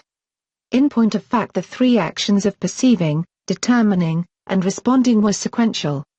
But so infinitesimal were the intervals of time between them that they appeared simultaneous. His muscles were surcharged with vitality, and snapped into play sharply, like steel springs. Life streamed through him in splendid flood, glad and rampant, until it seemed that it would burst him asunder in sheer ecstasy and pour forth generously over the world. "Never was there such a dog," said John Thornton one day, as the partners watched Buck marching out of camp. "When he was made, the mold was broke," said Pete. "Py jingo I tink so myself," Hans affirmed. They saw him marching out of camp, but they did not see the instant and terrible transformation which took place as soon as he was within the secrecy of the forest. He no longer marched. At once he became a thing of the wild, stealing along softly, cat-footed, a passing shadow that appeared and disappeared among the shadows. He knew how to take advantage of every cover, to crawl on his belly like a snake, and like a snake to leap and strike. He could take a ptarmigan from its nest, kill a rabbit as it slept, and snap in mid-air the little chipmunks fleeing a second too late for the trees. Fish, in open pools, were not too quick for him. Nor were beaver, mending their dams, too wary. He killed to eat, not from wantonness. But he preferred to eat what he killed himself. So a lurking humor ran through his deeds, and it was his delight to steal upon the squirrels, and, when he all but had them, to let them go, chattering in mortal fear to the treetops. As the fall of the year came on, the moose appeared in greater abundance, moving slowly down to meet the winter in the lower and less rigorous valleys. Buck had already dragged down a stray part-grown calf. But he wished strongly for larger and more formidable quarry, and he came upon it one day on the divide at the head of the creek. A band of 20 moose had crossed over from the land of streams and timber, and chief among them was a great bull. He was in a savage temper, and, standing over 6 feet from the ground, was as formidable an antagonist as even Buck could desire. Back and forth the bull tossed his great palmated antlers, branching to 14 points and embracing 7 feet within the tips. His small eyes burned with a vicious and bitter light, while he roared with fury at sight of Buck. From the bull's side, just forward of the flank, protruded a feathered arrow end, which accounted for his savageness. Guided by that instinct which came from the old hunting days of the primordial world, Buck proceeded to cut the bull out from the herd. It was no slight task. He would bark and dance about in front of the bull, just out of reach of the great antlers and of the terrible splay hoofs which could have stamped his life out with a single blow. Unable to turn his back on the fanged danger and go on, the bull would be driven into paroxysms of rage. At such moments he charged Buck, who retreated craftily, luring him on by a simulated inability to escape. But when he was thus separated from his fellows, 2 or 3 of the younger bulls would charge back upon Buck and enable the wounded bull to rejoin the herd. There is a patience of the wild, dogged, tireless, persistent as life itself, that holds motionless for endless hours the spider in its web, the snake in its coils, the panther in its ambuscade. This patience belongs peculiarly to life when it hunts its living food. And it belonged to Buck as he clung to the flank of the herd, retarding its march, irritating the young bulls, worrying the cows with their half-grown calves, and driving the wounded bull mad with helpless rage. For half a day this continued. Buck multiplied himself, attacking from all sides, enveloping the herd in a whirlwind of menace, cutting out his victim as fast as it could rejoin its mates, wearing out the patience of creatures preyed upon, which is a lesser patience than that of creatures preying. As the day wore along and the sun dropped to its bed in the northwest, the darkness had come back and the fall nights were 6 hours long. The young bulls retraced their steps more and more reluctantly to the aid of their beset leader. The downcoming winter was harrying them onto the lower levels, and it seemed they could never shake off this tireless creature that held them back. Besides, it was not the life of the herd, or of the young bulls, that was threatened. The life of only one member was demanded, which was a remoter interest than their lives, and in the end they were content to pay the toll. As twilight fell, the old bull stood with lowered head, watching his mates, the cows he had known, the calves he had fathered, the bulls he had mastered, as they shambled on at a rapid pace through the fading light. He could not follow, for before his nose leapt the merciless fanged terror that would not let him go. 300 weight, more than half a ton he weighed. He had lived a long, strong life, full of fight and struggle, and at the end he faced death at the teeth of a creature whose head did not reach beyond his great knuckled knees. From then on, night and day, Buck never left his prey, never gave it a moment's rest, never permitted it to browse the leaves of trees or the shoots of young birch and willow. Nor did he give the wounded bull opportunity to slake his burning thirst in the slender trickling streams they crossed. Often, in desperation, he burst into long stretches of flight. At such times Buck did not attempt to stay him, but loped easily at his heels, satisfied with the way the game was played, lying down when the moose stood still, attacking him fiercely when he strove to eat or drink. The great head drooped more and more under its tree of horns, and the shambling trot grew weak and weaker. He took to standing for long periods, with nose to the ground and dejected ears dropped limply. And Buck found more time in which to get water for himself and in which to rest. At such moments, panting with red lolling tongue and with eyes fixed upon the big bull, it appeared to Buck that a change was coming over the face of things. He could feel a new stir in the land. As the moose were coming into the land, other kinds of life were coming in. Forest and stream and air seemed palpitant with their presence. The news of it was borne in upon him, not by sight, or sound, or smell, but by some other and subtler sense. He heard nothing, saw nothing, yet knew that the land was somehow different. That through it strange things were afoot and ranging. And he resolved to investigate after he had finished the business in hand. At last, at the end of the 4th day, he pulled the great moose down. For a day and a night he remained by the kill, eating and sleeping, turn and turn about. Then, rested, refreshed and strong, he turned his face toward camp and John Thornton. He broke into the long easy lope, and went on, hour after hour, never at loss for the tangled way, heading straight home through strange country with a certitude of direction that put man and his magnetic needle to shame. As he held on he became more and more conscious of the new stir in the land. There was life abroad in it different from the life which had been there throughout the summer. No longer was this fact borne in upon him in some subtle, mysterious way. The birds talked of it, the squirrels chattered about it, the very breeze whispered of it. Several times he stopped and drew in the fresh morning air in great sniffs, reading a message which made him leap on with greater speed. He was oppressed with the sense of calamity happening, if it were not calamity already happened. And as he crossed the last watershed and dropped down into the valley toward camp, he proceeded with greater caution. 3 miles away he came upon a fresh trail that sent his neck hair rippling and bristling. It led straight toward camp and John Thornton. Buck hurried on, swiftly and stealthily, every nerve straining and tense, alert to the multitudinous details which told a story, all but the end. His nose gave him a varying description of the passage of the life on the heels of which he was traveling. He remarked the pregnant silence of the forest. The bird life had flitted. The squirrels were in hiding. One only he saw, a sleek grey fellow, flattened against a grey dead limb so that he seemed a part of it, a woody excrescence upon the wood itself. As Buck slid along with the obscureness of a gliding shadow, his nose was jerked suddenly to the side as though a positive force had gripped and pulled it. He followed the new scent into a thicket and found Nig. He was lying on his side, dead where he had dragged himself, an arrow protruding, head and feathers, from either side of his body. 100 yards farther on, Buck came upon one of the sled dogs Thornton had bought in Dawson. This dog was thrashing about in a death struggle, directly on the trail, and Buck passed around him without stopping. From the camp came the faint sound of many voices, rising and falling in a sing-song chant. Bellying forward to the edge of the clearing, he found Hans, lying on his face, feathered with arrows like a porcupine. At the same instant Buck peered out where the spruce bough lodge had been and saw what made his hair leap straight up on his neck and shoulders. A gust of overpowering rage swept over him. He did not know that he growled, but he growled aloud with a terrible ferocity. For the last time in his life he allowed passion to usurp cunning and reason, and it was because of his great love for John Thornton that he lost his head.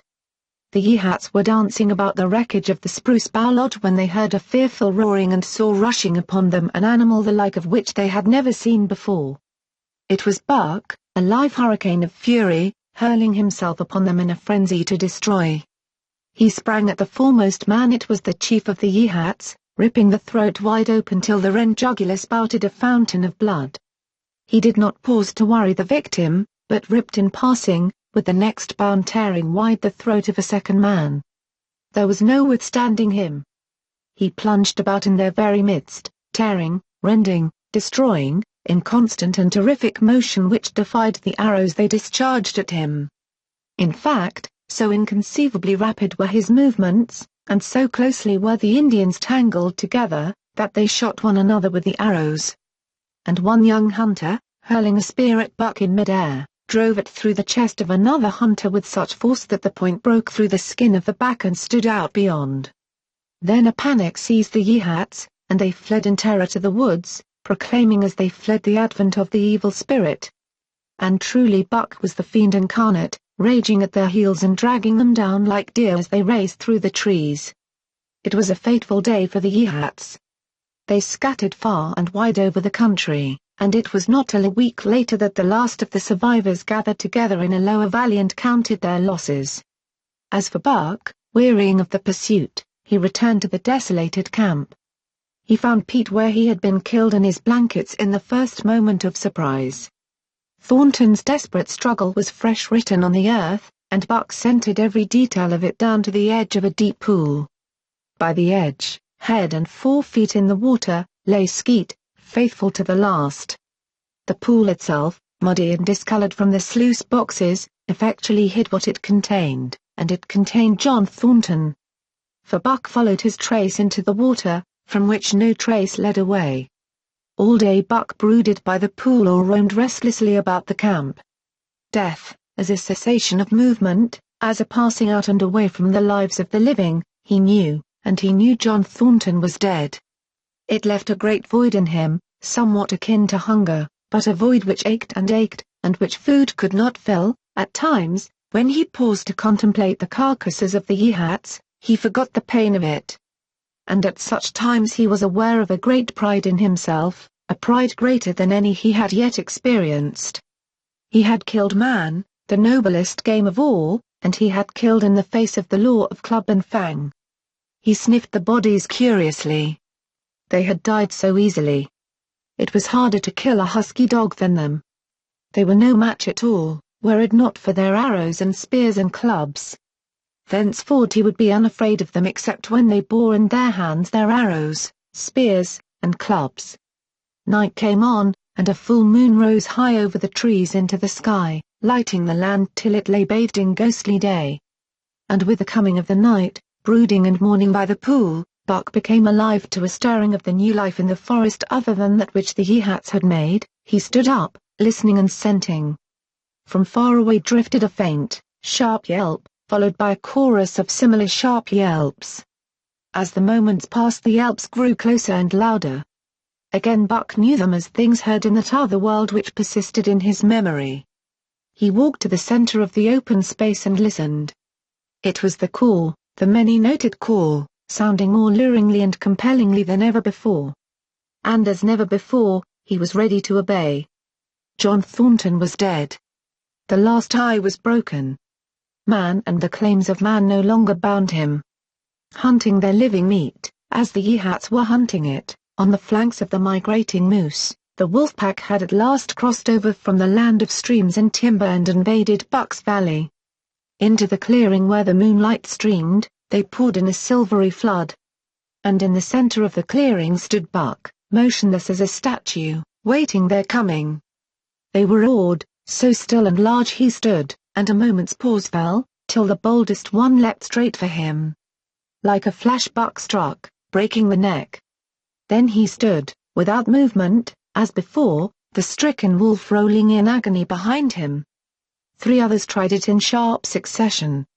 And one after the other they drew back, streaming blood from slashed throats or shoulders. This was sufficient to fling the whole pack forward, pell-mell, crowded together, blocked and confused by its eagerness to pull down the prey. Buck's marvelous quickness and agility stood him in good stead. Pivoting on his hind legs, and snapping and gashing, he was everywhere at once, presenting a front which was apparently unbroken, so swiftly did he whirl and guard from side to side. But to prevent them from getting behind him, he was forced back, down past the pool and into the creek bed, till he brought up against a high gravel bank. He worked along to a right angle in the bank which the men had made in the course of mining, and in this angle he came to bay, protected on 3 sides and with nothing to do but face the front. And so well did he face it, that at the end of half an hour the wolves drew back discomfited. The tongues of all were out and lolling, the white fangs showing cruelly white in the moonlight. Some were lying down with heads raised and ears pricked forward. Others stood on their feet, watching him. And still others were lapping water from the pool. One wolf, long and lean and grey, advanced cautiously, in a friendly manner, and Buck recognized the wild brother with whom he had run for a night and a day. He was whining softly, and, as Buck whined, they touched noses. Then an old wolf, gaunt and battle-scarred, came forward. Buck writhed his lips into the preliminary of a snarl, but sniffed noses with him, whereupon the old wolf sat down, pointed nose at the moon, and broke out the long wolf howl. The others sat down and howled. And now the call came to Buck in unmistakable accents. He, too, sat down and howled. This over, he came out of his angle and the pack crowded around him, sniffing in half-friendly, half-savage manner. The leaders lifted the yelp of the pack and sprang away into the woods. The wolves swung in behind, yelping in chorus. And Buck ran with them, side by side with the wild brother, yelping as he ran. And here may well end the story of Buck. The years were not many when the Yehats noted a change in the breed of timber wolves. For some was seen with splashes of brown on head and muzzle, and with a rift of white centering down the chest. But more remarkable than this, the Yehats tell of a ghost dog that runs at the head of the pack. They are afraid of this ghost dog, for it has cunning greater than they, stealing from their camps in fierce winters, robbing their traps, slaying their dogs, and defying their bravest hunters. Nay, the tale grows worse. Hunters there are who fail to return to the camp, and hunters there have been whom their tribesmen found with throats slashed cruelly open and with wolf prints about them in the snow greater than the prints of any wolf. Each fall, when the Yehats follow the movement of the moose, there is a certain valley which they never enter, and women there are who become sad when the word goes over the fire of how the evil spirit came to select that valley for an abiding place. In the summers there is one visitor, however, to that valley, of which the Yehats do not know. It is a great, gloriously coated wolf, like, and yet unlike, all other wolves. He crosses alone from the smiling timberland and comes down into an open space among the trees. Here a yellow stream flows from rotted moose hide sacks and sinks into the ground, with long grasses growing through it and vegetable mold overrunning it and hiding its yellow from the sun. And here he muses for a time, howling once, long and mournfully, ere he departs. But he is not always alone. When the long winter nights come on and the wolves follow their meat into the lower valleys, he may be seen running at the head of the pack through the pale moonlight or glimmering borealis, leaping gigantic above his fellows, his great throat a bellow as he sings a song of the younger world, which is the song of the pack. The end.